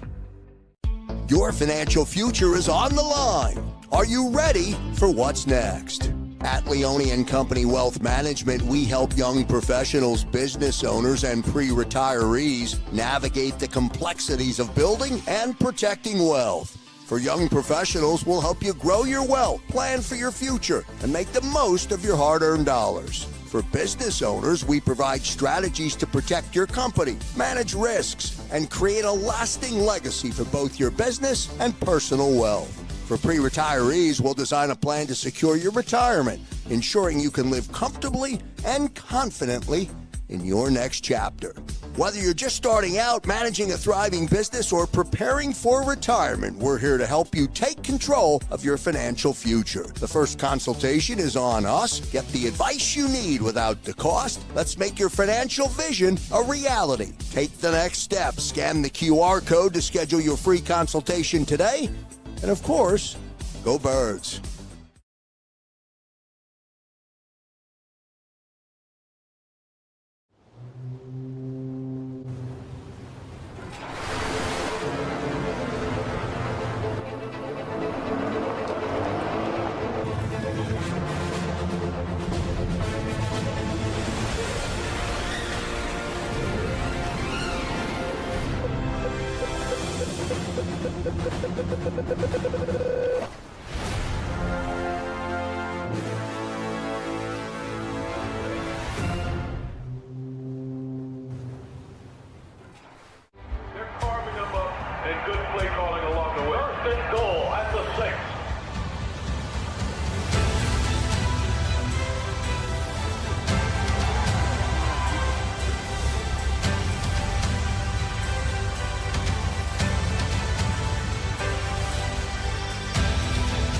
Field of life, First Trust Bank is there for you.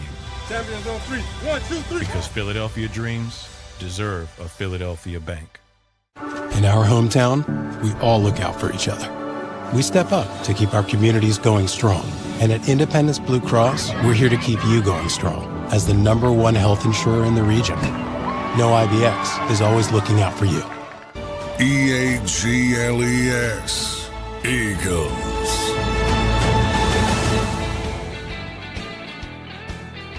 Welcome back in, everybody, to a Monday edition of Birds 365 here on JAKIB Sports. I'm your host, Zander Krause. Give me a follow on X at Real Zander. That's my co-host, Johnny Mac, John McMullen. Give him a follow at JF McMullen, the #1 Eagles beat reporter in town. Johnny Mac, good weekend of sports this weekend. We talked a little Phillies with Jeff Kerr. Did you watch any of the Kentucky Derby, John? Are you a Kentucky Derby guy? No, not really. Not that big in horse racing, but interesting to see all the outfits. Cooper was there. Yeah, he's a star. Who else was there? Somebody else. I think Eli Ricks was there with Cooper. I believe it was Eli, but Kay Adams was trying to hang out with our boy Coop. yeah, I saw that. But Cooper was getting interviewed part of it was about K, and part of it was about who the most underrated Eagles player was. Yeah, And he went said Reed. Yep. Reed Blankenship. People don't know how much he does for our defense, which again goes back to Darius Slay and Vic Fangio before that saying who runs the secondary. Yes. And even though Vic said it publicly, for some reason CJ took offense to something Slay said, and hey, you're off and running.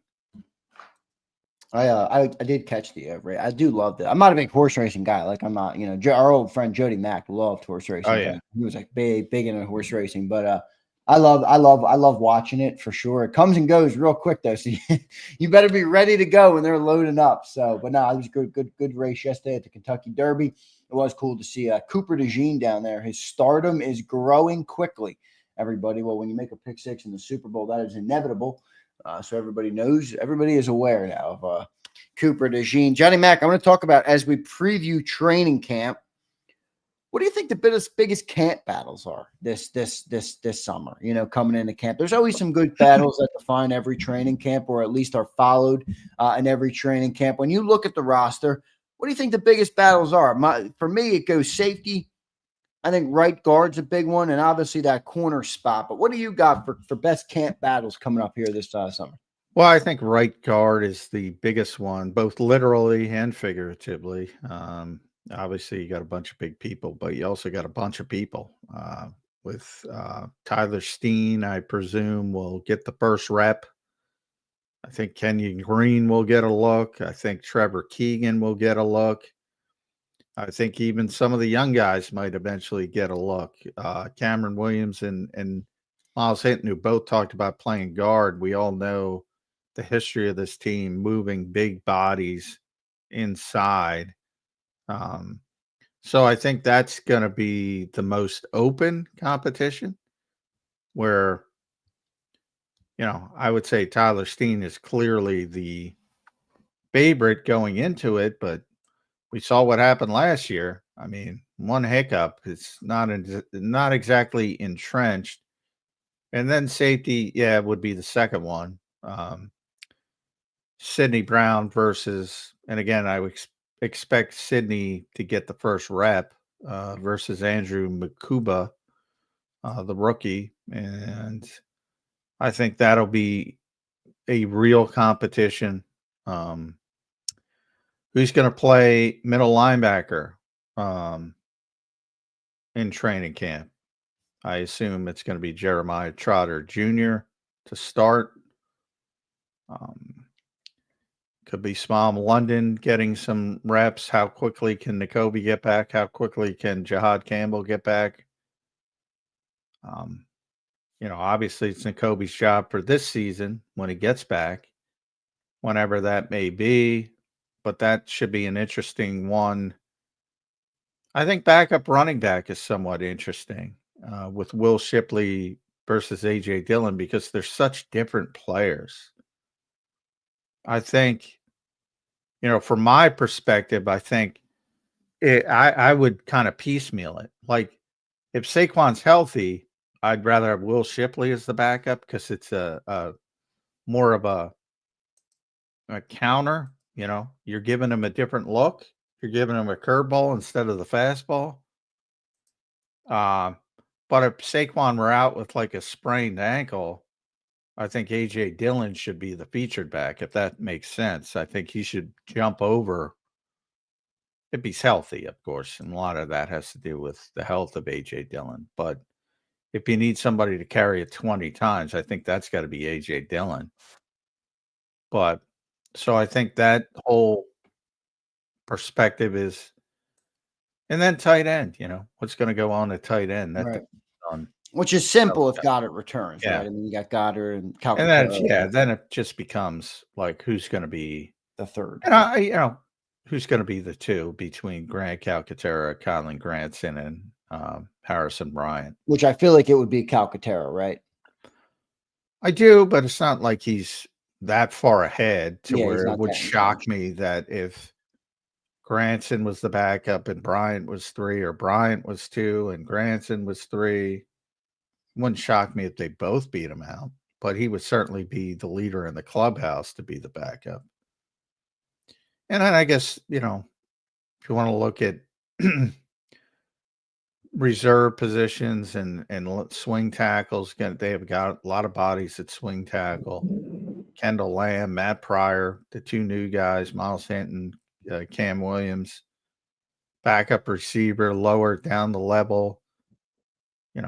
Anaya Smith and Johnny Wilson got to show a little bit more. Can people like Danny Gray or some of these, Terrace Marshall, number 1, but after that, Danny Gray, some of the rookies, which I doubt because it's Charles Jackson and Darius Cooper.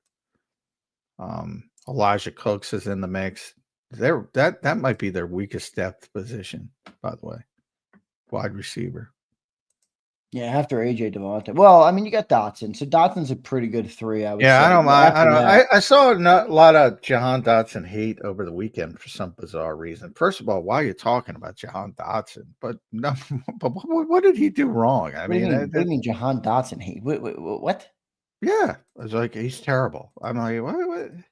I don't know, out of nowhere. I think I'm he was like, fine. Hey, listen, I'm the one who first of all, criticized he was damn good in the playoffs. I'm the one who criticized that trade. I thought, he could have just resigned Zacchaeus. But listen, the guy made a play when we needed him to in the Super Bowl. Yeah, I think he was fine. I know, but it was just weird. It was weird from a randomness standpoint and weird from he's by far, to me, the best wide receiver 3 in the Nick Sirianni era. I've said that pretty consistently. And then if you head to the defensive side of the ball, defensive tackle, how much can Ty Robinson push for playing time? Is Byron Young in the mix? He's a 3rd-round pick who the Eagles picked up on waivers. Sort of gave him a redshirt year. Yeah, right. Is he involved? And then Bryce Huff. Is Bryce Huff back in the mix? I don't think so, John. What do you think on him? I think Howie might have Billy Beaned, like I said. Vic, got to play somebody. I think the biggest problem with Bryce Huff is he's just like it seems Vic likes guys who are versatile and run and pass, and Huff doesn't seem to be able to do that. So I don't know how much Vic is going to put that guy on the field. Yeah, I know that's what everybody says, but at some point somebody's got to rush the passer. Yeah. If you ask me, who's more likely to get home between Bryce Huff and Azeez Ojulari and Josh Uche and anybody else, if you want to throw KJ Henry and O'Shawn Mathis. What about Jalix Hunt? I don't know if he's more likely than him.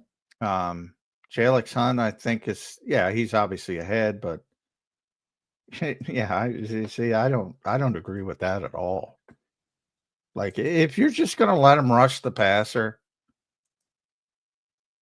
he's going to be better than all those guys. He is. He's already done it. He's going to be healthy. See, the problem there, in my opinion, is the one-trick pony. That's the problem. Right. But the problem there, you're obviously they need the one trick. Yeah, but they need the one trick. But don't they have other guys who can do the one trick almost as effectively? I don't think they do. That's my whole point. It is by far the weakest part of their team. Your point, though, would presume that Bryce Huff is better than he was last year. So that is a presumption. Well, again, if he was what he was last year, then shit, we still didn't get it. My presumption is this: it's obviously not going to be out there ever on first down. I mean, that's where you got Jordan Davis in there. That's where you're run stopping. Then once you get Davis on the field and you're probably playing nickel, I think they have the guys. I mean, they got Jalix Hunt, they got Nolan Smith, they got Moro Jomo, they got Jalen Carter there. That's all. But I'm saying mine's a projection, which it is. Yours is a bigger projection. Yeah, it's a bigger projection. Again, in his 298 snaps, again, this ain't me. PFF had him as the 39th best edge rusher in football. Like, people act like this guy was embarrassing. They graded. Let me see. The total number of people they graded was who played enough to be. This is ranked. one of those moments where I think PFF might be a little faulty. Yeah, but that's why though. Like why do they have a Bryce Huff 119, 39 of 119? Like why? Why people always when Jordan Mailata's first, they go, "Oh, that's great. That's great." When somebody they don't like is not as quite as bad, and it's not like he was great. Yeah, well, I understand what you're saying, but there is nuance, right? Like there is moments where PFF and to your credit, you do point out the context. Like if a player is playing injured or something like that, it obviously will mess up. Well, and that's part grade. because he was playing injured for a long period of time, and he's probably down lower than where he would have been if he wasn't injured. Now, where I will agree with you that, Vic obviously soured on him because early in camp, Vic does like versatile players. You're seeing it, you're hearing it, you're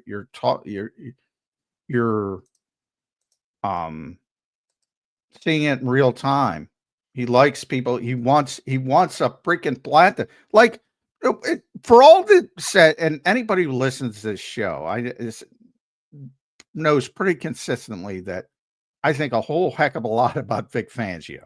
So anybody who thinks I don't has not listened to the show at all. Agreed. But I will say he's not perfect. And one thing I will point out is, why the F are you trying to make Bryce Huff into your plat defender? Like, he's not perfect. All right. He only does one thing well. Let him do one thing well. Yeah, but that's the point, is that in order for Vic's defense to be successful, doesn't he need a guy that can do more? Hence the Jihad Campbell pick. Well, you always try to get to where you want to be, but the best coaches, and Vic is amongst them. Vic wasn't where he wanted to be last year with that player, but he put together the number 1 ranked defense in the NFL. He didn't have everything he wanted. No, I know that, but he did it without. But he took advantage of it. So I have no problem trying to find that player, which he's trying to find with Jihad Campbell. And if it works out, great. I have no problem with that. But until you get there, and you need somebody, you lost Josh Sweat, and you need somebody to get to the quarterback, and you lost Brandon Graham as well. People forget that. And you need somebody to get to the quarterback.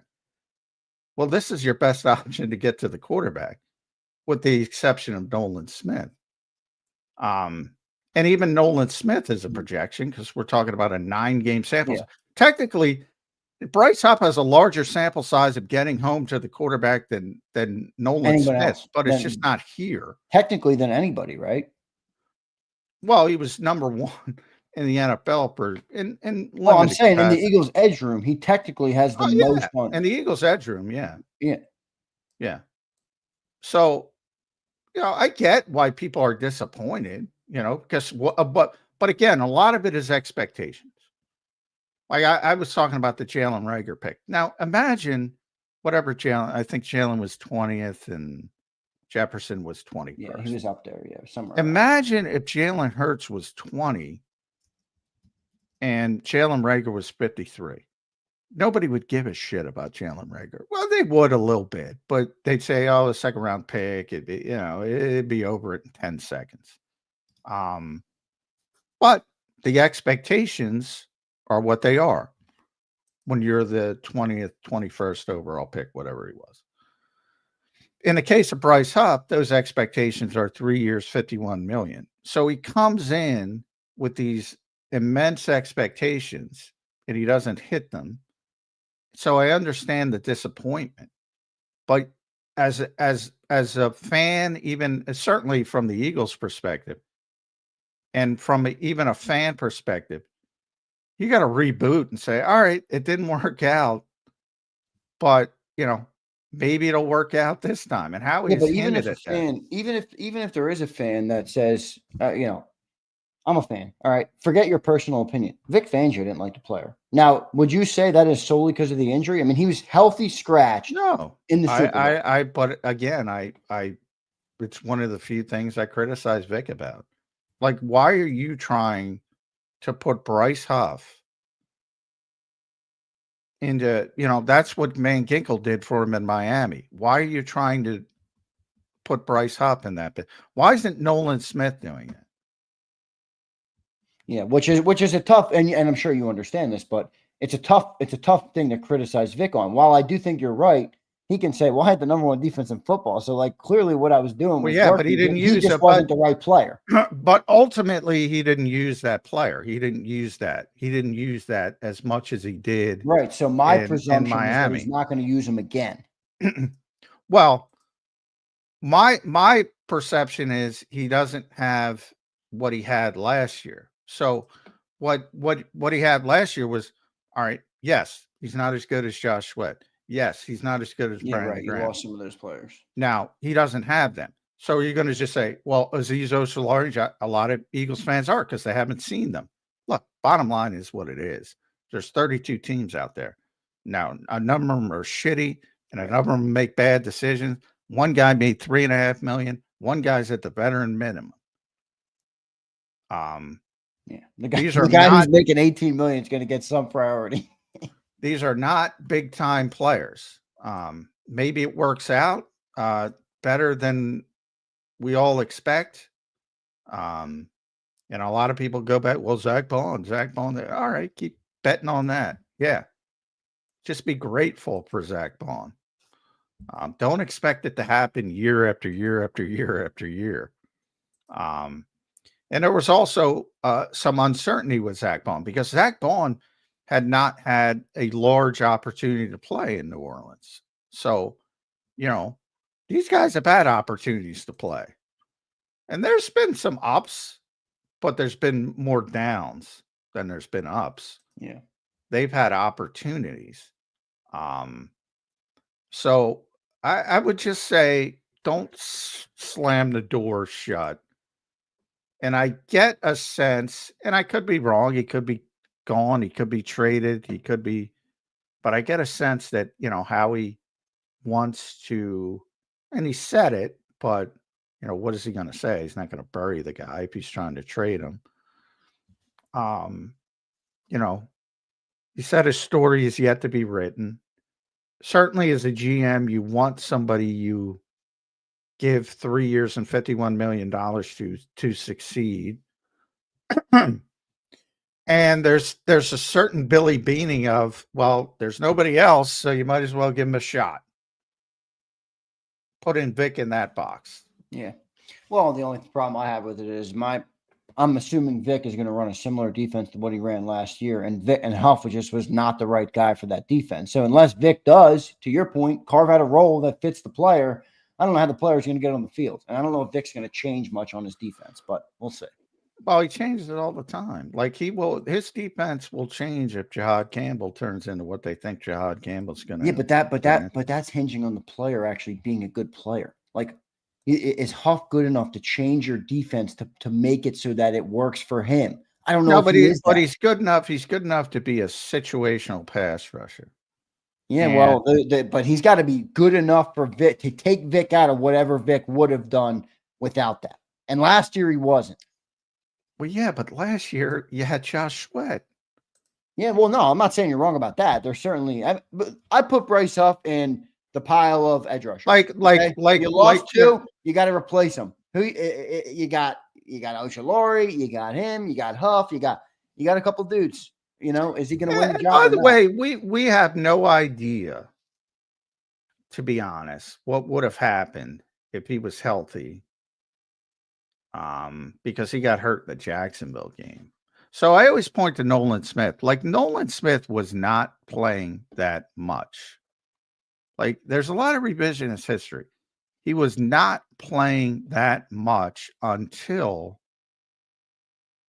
Brandon Graham. So it was two injuries. Right. Not only Bryce Huff, but then Brandon Graham's tries it. Then he got the opportunity because of those injuries, and he took that opportunity to his credit, and he took off.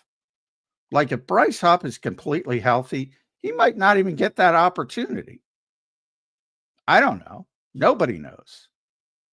And that's a silver lining to see the development of Nolan Smith over those final 9 games, because it was pretty significant. But again, so then you have Nolan playing at a high level, and you have Josh playing at a high level. And, he can't, by that point, he can't play because of his thumb, which he had surgery on. They're not making it up. And he tore a ligament. So he can't play from a medical standpoint a significant number of snaps. So you don't even know how it looks because of that injury. Now, moving forward, again, you take Josh Sweat out of the equation, and now it's like, well, he's not going to beat out Josh Sweat. We all know that. Right. Now he's got to beat out Azeez Ojulari and Josh Uche. Yeah, it's easier. There's an easier path this year for him than there was last year. It's a hell of a lot easier. Yeah, I understand that. All right, we got a bunch of supers we got to get to. We'll see. I'm going to say Bryce Huff is a nothing burger this year, but we'll see. Maybe you'll be right. Brian Pumper says, disappointment. J-Max, Snuffleupagus was getting one-on-one blocked by tight ends. Dog, there was a clip of him getting stonewalled by Kyle Pitts. There was the people with the Pumper. There's a clip of Jared Verse just running over Jordan Mailata. I mean, what is this bullshit? There's every NFL player. Nolan Smith, who was the guy who just boat raced Nolan Smith? And Nolan did it. I remember that. Well, John, the accompanying evidence matters as well. With Jordan Mailata, you're like, yeah, well, he gives us a whole lot of good. With Bryce Huff, when that highlight happens and he hasn't given you anything good, you tend to take it to the other side of the extreme. Now, I'm with you. I'm just talking the indication of the player, but the stupidity of one play scouting is what bothers me. I agree. Because everybody gets run over in the NFL. But you understand how the rest of the plays could dictate what someone thinks about that one. I'm not saying you're wrong. No, I'm saying one play scouting is stupid. So anybody who brings it up, I'm going to say it's stupid. Now, the fact that people are disappointed because of the expectations of the player, again, you got to get over that. If he's here, you got to get over that. Last year moves on to this year. Hopefully he's healthy. Hopefully the Jets Bryce Huff shows up. And if the Jets Bryce Huff shows up, I got a really difficult time believing that Azeez Ojulari or Josh Uche are going to beat out that player. Right. That the Eagles were not the only team trying to sign Bryce Huff. No, I know to give him upwards. But I moved on from that. I mean, and you say one play and this is one play scouting, but at the end of the day, there are fans who are looking at the 200 snaps or whatever it was he had and saying he ain't do much in any of them. So it's but how many of those fans are paying post thumb versus pre-thumb? How many are looking at, his overall grades weren't that bad?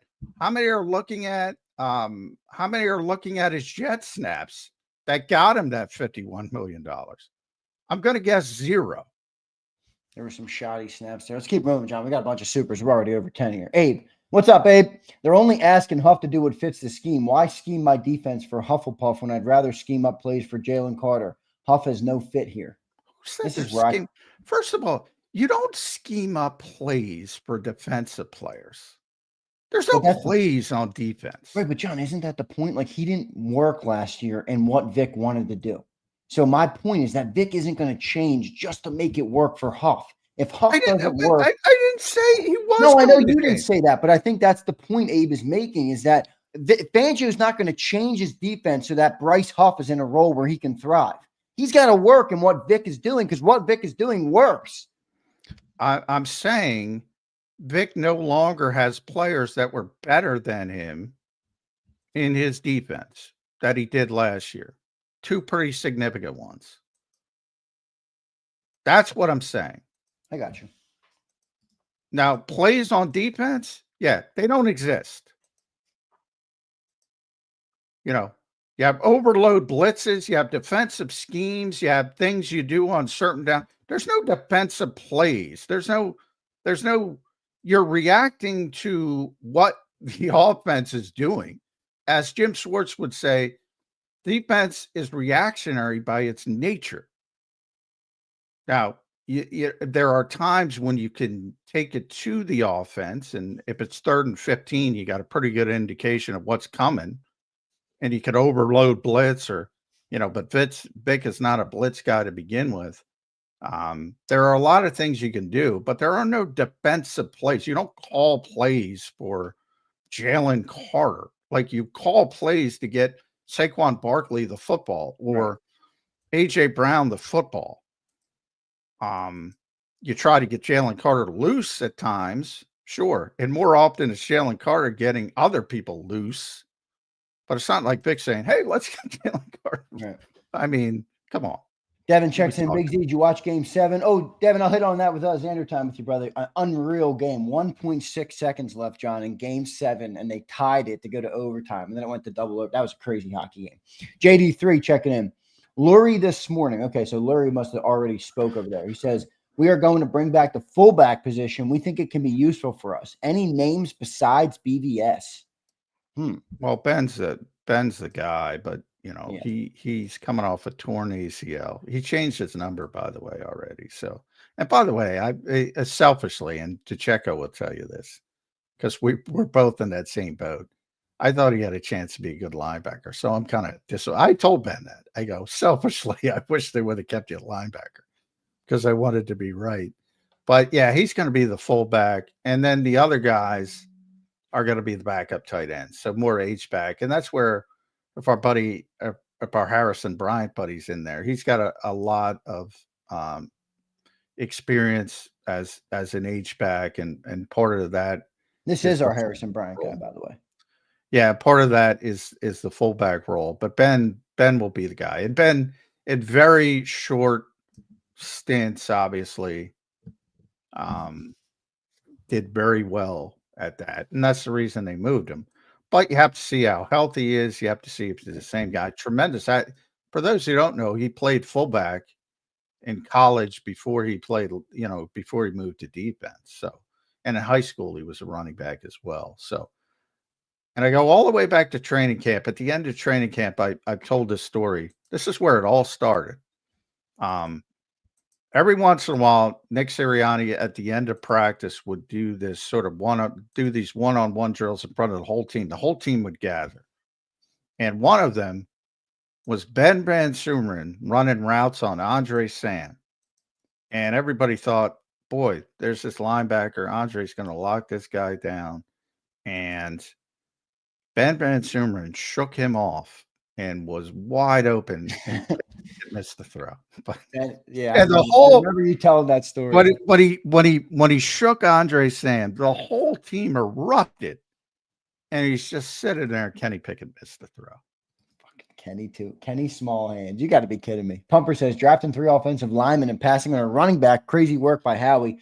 I'm not worried about tight end when we have Dallas Goedert's heir apparent. I assume he's talking about his guy Johnny Wilson. So many running backs available late. SMH. I have no problem with that. At some point, Pumper, you got to give it up. They ain't moving them. No, and I don't think his take on the running backs is all that big of a deal either. Drafting a running back late. What's the difference between Montrell Johnson and a 7th round running back? Not that they had a 6th round. They didn't have a 7th round pick. Take the best player. A lot of people had Montrell Johnson as a draftable commodity. So, who cares? You get a developmental back. Nate the God checks in. Nate, appreciate it, brother. I see you became a member as well. So thank you, brother. I appreciate that. And the super chat today. He says, who do you think is a better player, Djax or Devontae? And how do y'all feel about the Cowgirls' second pick? Their first 3 picks were 4 picks really were really good. But Djax or Devontae?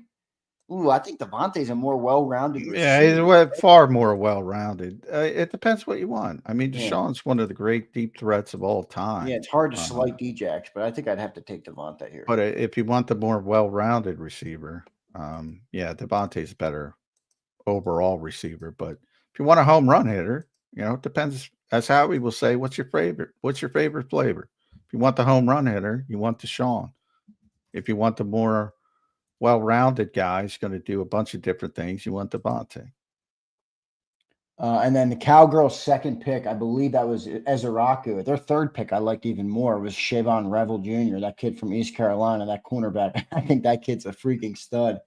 Yeah, if he didn't tear his ACL, he was going first round. Yep. He would have been a potential first-round pick. I agree. But you got Ezeraku was their second pick. John, what'd you think of that pick? I thought it was a really good pick. I like the first three picks. I like Booker as well. I thought they drafted him too early.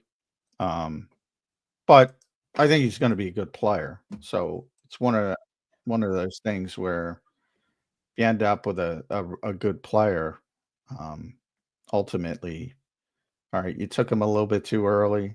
Yeah. But they need to replenish the offensive line. A little bit of concern. He's not the best athlete in the world, but just really productive. Good. Yeah, I think it was good value there in the second. I mean, you're not getting the top edges there anyway, so I thought it was good value for them. Nate, appreciate it, brother. 3 more chats, Johnny Mac, and we'll get you out of here. JD3 checking in.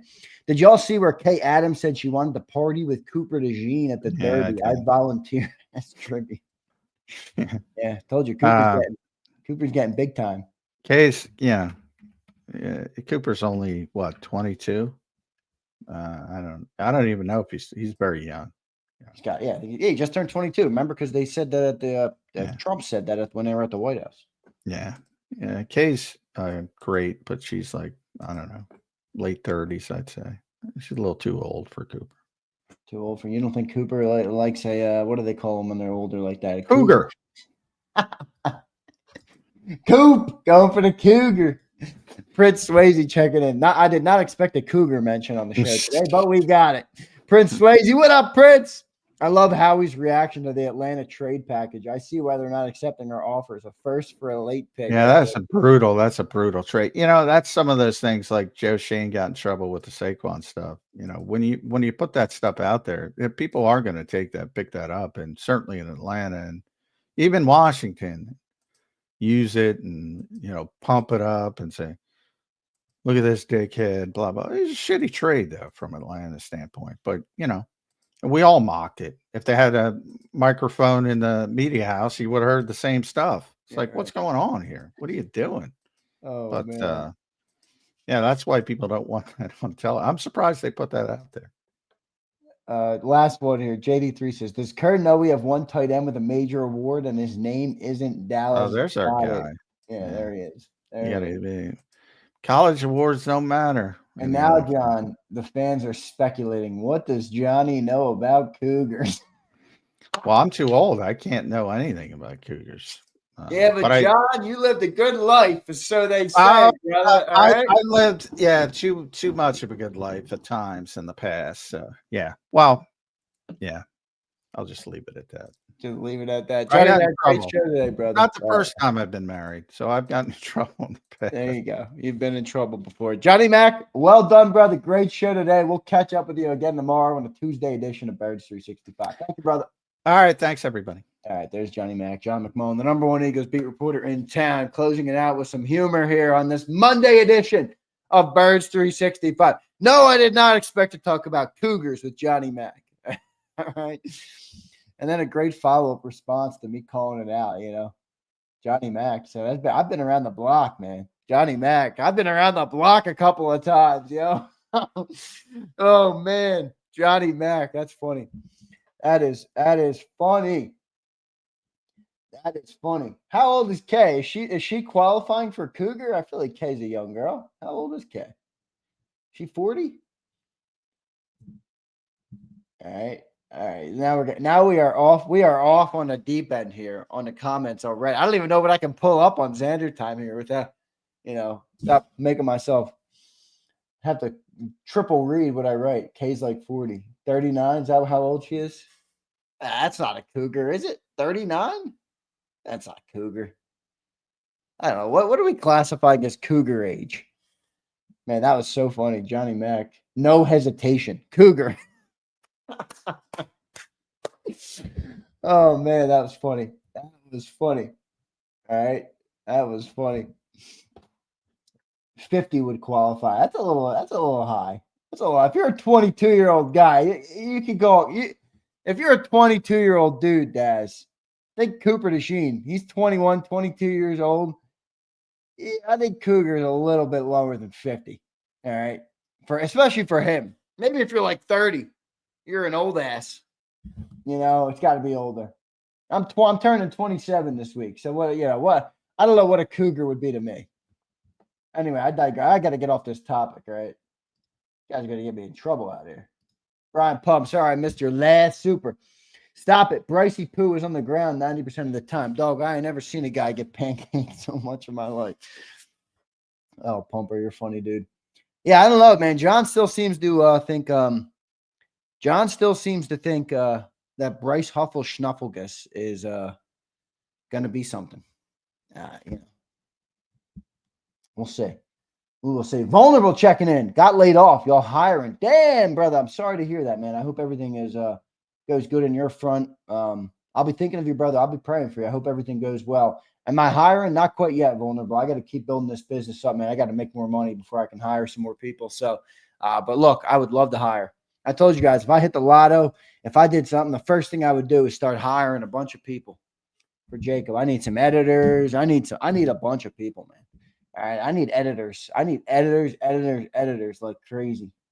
I need to create more content based on the content that we already make. All right. But not right now, Vulnerable. But I do appreciate it, man. And I'll be thinking of you. I'll be praying for you. I hope everything goes all right. All right. I hope everything goes all right for you. Yeah, we need marketers too. We need a lot of shit, man. We need a lot of shit. All right. I understand. Believe me, it keeps me up all night, every night. All right. Keeps me up all night, every night. Morning, noon, and night. 7 days a week, 365 days a year. I'm thinking about it. Believe me. Anything you guys think about, I've thought about 10 times over. All right. Vulnerable. That's it, brother. Keep pushing, bro. Keep pushing. All right. Brighter days ahead, Vulnerable. Appreciate you being here, brother. Thank you, man. Thank you, brother. He says, I'm all good. I'm on my feet already out here picking up remodeled jobs the Monday after. So we good. All love. There you go, bro. There you go. Well done, man. Fredo says, hire a lot of Cougars. All right. So that's going to be the theme of the show today. It wasn't mentioned till after the 2-hour mark, but it's still become the theme. Z, do I play the lottery? Do I look like the kind of guy that plays the lottery, bro? No, I do not. No hate on anybody that does. It's just not, I just never done it. I've never done it. I don't do that. You know, back in high school, I was a working dude. I've always been a working dude. In high school, I worked. In high school, we did these big parties called Edgeley and down in Center City, in Fairmount Park. You know, everybody else was boozing, drinking, having fun. I'm working it. All right. $5 a cup, $5 a 40, $5 a loco. I was working it. All right. So I've always been a hustler, but even back then,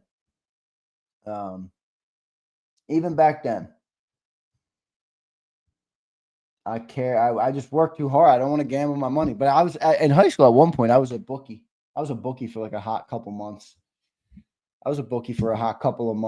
So yeah, that's not a fun business to be in. All right. That's not a fun business to be in. Anyway, I digress. I should get off those topics. I'll reveal too much about myself. I'll reveal too much shit. You guys will be using it against me.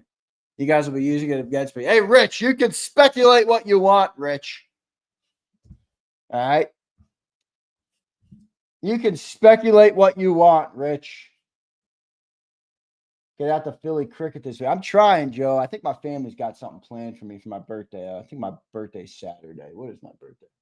I don't give a shit about my birthday, guys. It's another day in the week, man. I got work.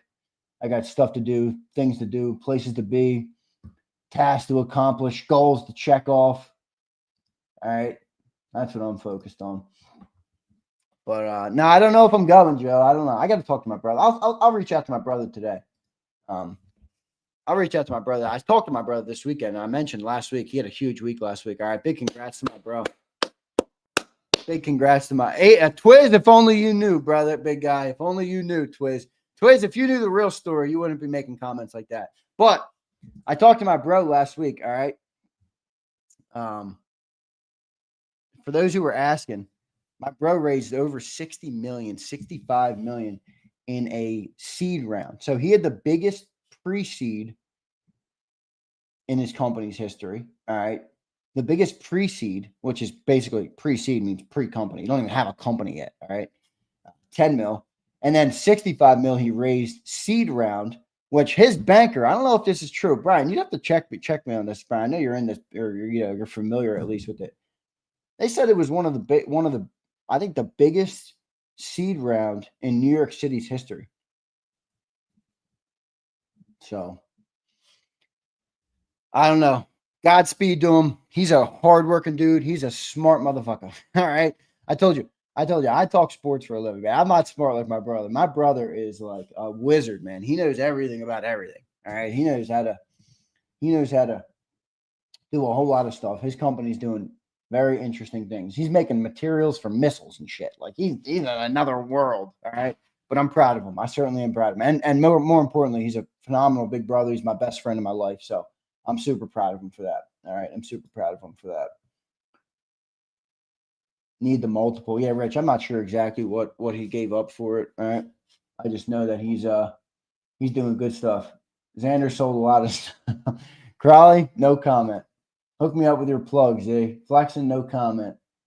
Zander, Def used to pay $70 for Reggie Ace. Dan, you have me all wrong, my friend. In fact, Dan, I would question your comprehension as a human if that's what you took away from me. All right. Window. All right, you guys are funny, man. You guys are funny. How many siblings I got? I'm one of 5, but we got 4 immediate, and then I got a half sister, Brittany, who lives in Florida. So I'm one of 4, and then I'm really one of 5. You know, my half sister, Brittany, she lives in Florida, so I don't see her quite as much. But that's my dad's daughter. He had her before he met my mother, and then she's my half sister. Beautiful family. She's got 3 kids of her own now. 2 of her kids are my god kids. I take being a godparent very seriously.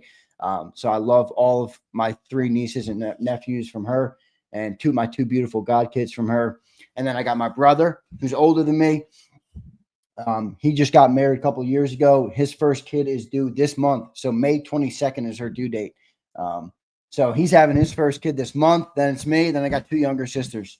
So we got a good family, man. We got a big family. We all stand together, man. My family we're a tight-knit group. We're a very, very tight-knit group. We are not, we are all very, very tight-knit, my family. So I love it, man. I love all my siblings.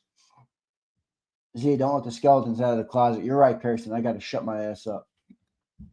Brandon says, every member of the Krause family got greatness in their veins. Only a matter of time. Brandon, thank you, bro.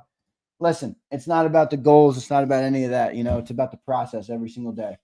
All right. What can I do when I set a goal? All right. What can I do each and every day? Am I disciplined enough each and every day to do what it takes of me to reach that goal? If it's not, then take the goal and throw it in the fucking trash. Nobody cares. All right. Nobody cares about your goals. All right. What do you have to do to reach that goal? Am I disciplined enough to do it? All right. So you guys are going to get mad at this. You ready? So I was listening to, for those of you who know, I went to the University of Alabama.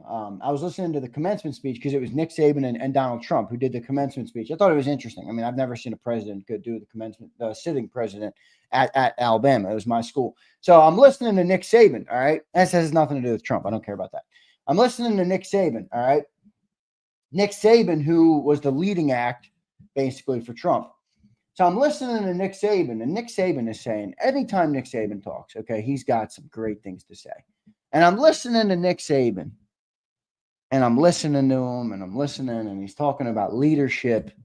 And you know what he says about leadership? He says, leadership is about serving others before you serve yourself. And it quickly reminded me of my take last week that went 4 million views on Twitter and got me all sorts of hate mail and all sorts of things here on the show. You're that. Quit crying. All right. Be the leader and serve other people. All right. So I loved that from Nick Saban. That was a good speech by him. Zetopia. I like that. Is that what we call Zander time? Zetopia? It is a little bit of a Zetopia. It is. All right. Working the 15th tomorrow, when Sat and Sun. Oh, you're a working man on that golf thing. Abe, you want me to tell you something? Hey, I'll give you one look. In. All right. All right, you ready? So when I turned 16, I bought my first car. It was like $2,000. $2,000. It was like $2,500. I saved up. I worked all sorts of jobs to get to that point. All right. Bought my first car. It was a little Volkswagen. It was probably like a 2001 or 2002. A Volkswagen station wagon. All right. I think I still have a picture of it. All right. It was blue. And I loved that freaking car. You know what I had on it? I had the, you know how on big ships they got like the thing you hold the wheel and you can turn the wheel with? I had one of those on my Volkswagen. No, it was a Jetta wagon. Let me see if I can find a picture of it. Let me see if I can find my picture of it. You guys would love it. It's hilarious. I can't find it. I'm never gonna find. But anyway, Abe, you know what I named my first car? Abe, take a guess at what I named my first blue Volkswagen Jetta wagon, bro. with the knob on it. I used to whip that. I was a pizza delivery boy when I was 16. I was a pizza delivery boy.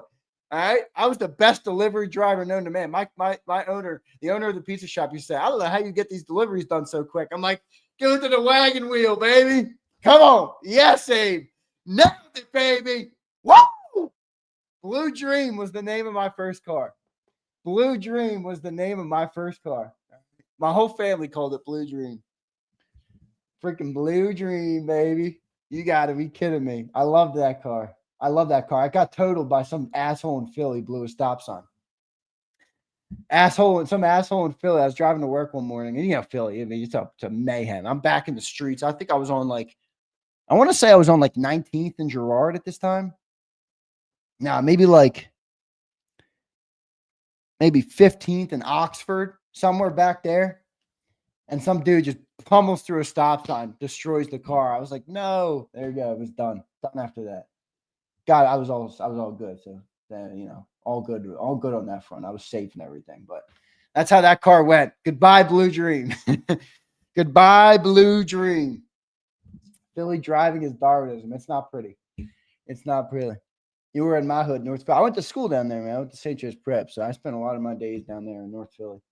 19th and Cumberland. You know, Cumberland used to be where there used to be this old place when I was a kid. I just told you guys about Edgeley, all right? The drinking parties we used to have at Fairmount Park. Well, when you're underage, you got to find a place to buy the booze to supply it for everybody. So I used to go down to Cumberland Avenue, right off of Broad Street. You go down Broad Street, you're driving south on Broad Street, all right? You come up to Cumberland, you make a left, right there on the left side, all right? Right off the street.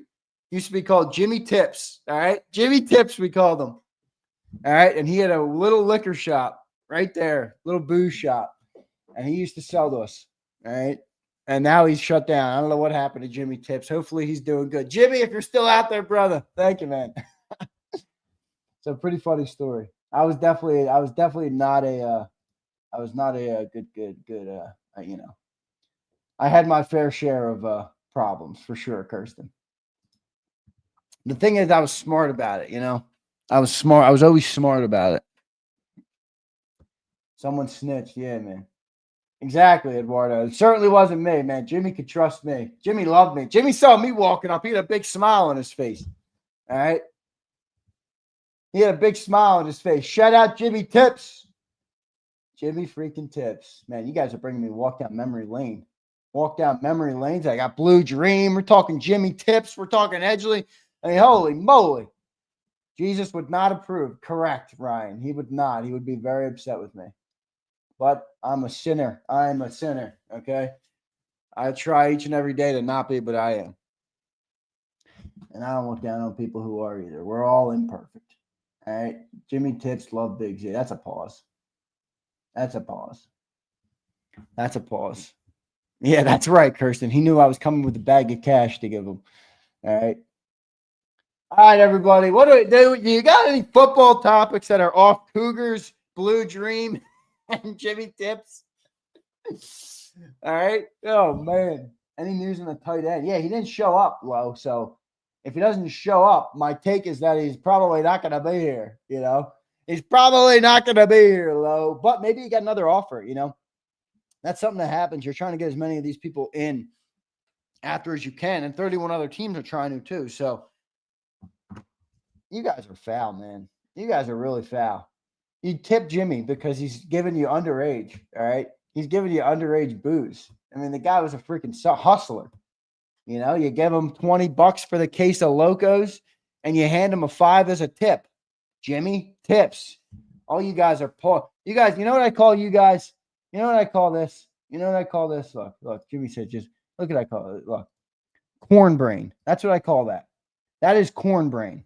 All right? That is corn brain. You too, Twiz. All you guys got corn brain. Stop it. I am once again telling you to stop it. Stop.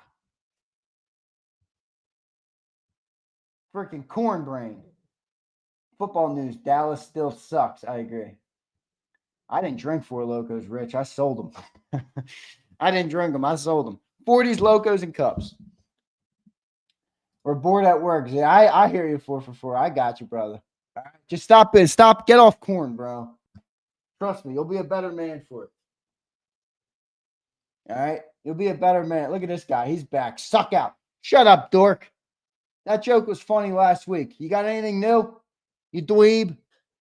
You got anything else? There you go, Devin. I'll go back to the NHL. How about that game, Devin? So for those of you who like playoff hockey, which is literally one of the best things ever, Devin brought up this earlier. Big Z, did you watch Game 7, double overtime, St. Louis versus Winnipeg? Game was electric. So Winnipeg was winning that game. And the Blues tied it with 1.6 seconds left on the clock. Game 7 at home. It was incredible. It was incredible. It was really an incredible finish. And then it went to 2 overtimes. The Jets ended up winning the game. I kind of wanted the Blues to win, man. But yeah, it was a good one though. It was really a good game, man. That's playoff hockey at its finest. All right. That's playoff hockey at its finest. That was a really good game. I'm excited though for round 2 now, Devin. It's going to be pretty good. Now you're looking at the NHL playoffs. You got really some good stuff left. You got Panthers and the Maple Leafs. That's a great series. Are you kidding me? Hurricanes, Capitals. Come on, Caps. I'd like to see the Capitals win that. I'm a big Ovechkin fan, so I'll be rooting for him. Got the Golden Knights and the Oilers in the West. There's some good series. Stars and Jets. That's a meh. I'm a little out. I'm not out on that, but that's not winning me over. I'll tell you that much. But so good. 8 great teams left. All right. I agree. Artax might as well become a member. He'll be a member soon. Don't worry. He doesn't even know what a suck out is. He'll be a member soon. Xander, suck out the cornhole.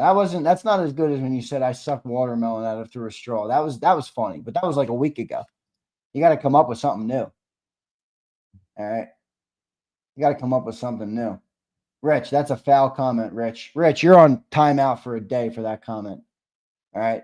Rich, you're in timeout for a day because of that comment. That's nasty.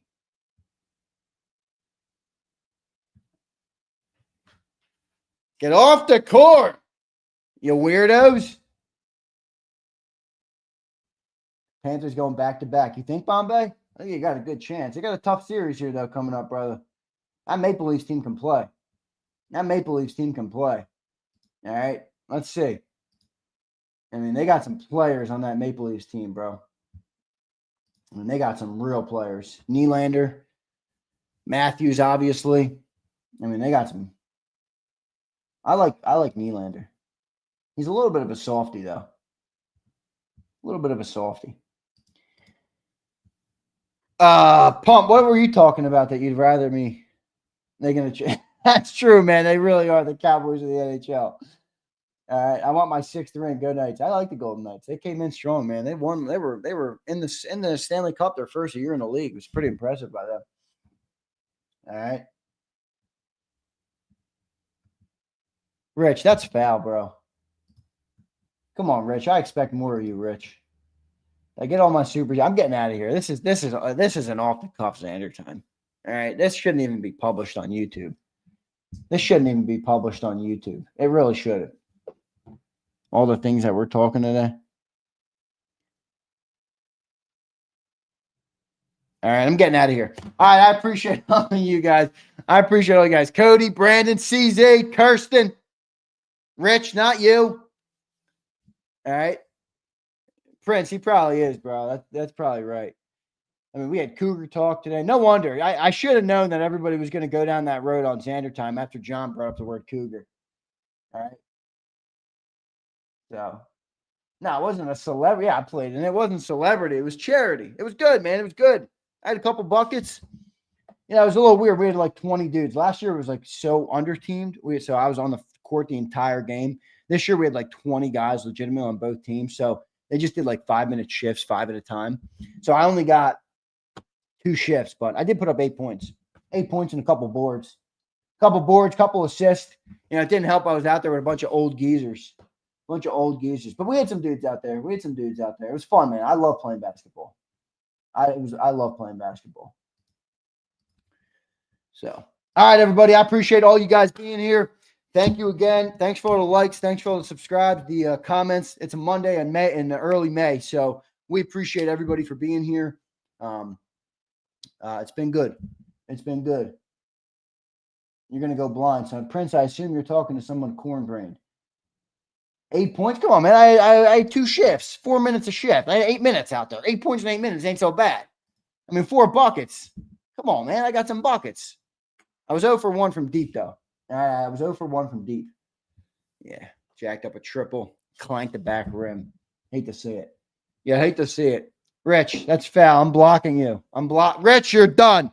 I hope you've enjoyed JAKIB Nation. You're out. Just kidding, pal.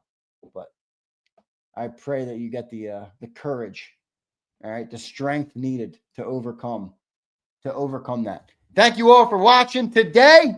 Zander time, forget it ever existed. Okay, we'll start off tomorrow as a fresh new day, a new Zander time, and we will act like today's Zander time did not exist.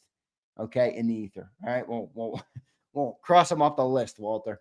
All right, thank you all very much. See you next time, everybody. You've been listening to Birds 365, the destination for the passionate Eagles football fan who bleeds green. If it's Eagles football, we're talking about it. Debate inside the locker room and guests that are some of the greatest football minds from around the region. We hope you enjoyed the show. We know we had a blast. Make sure to like, comment, and subscribe, and we'll be back soon. But in the meantime, hook up with us on social media at JAKIB Sports. See you next time on Birds 365.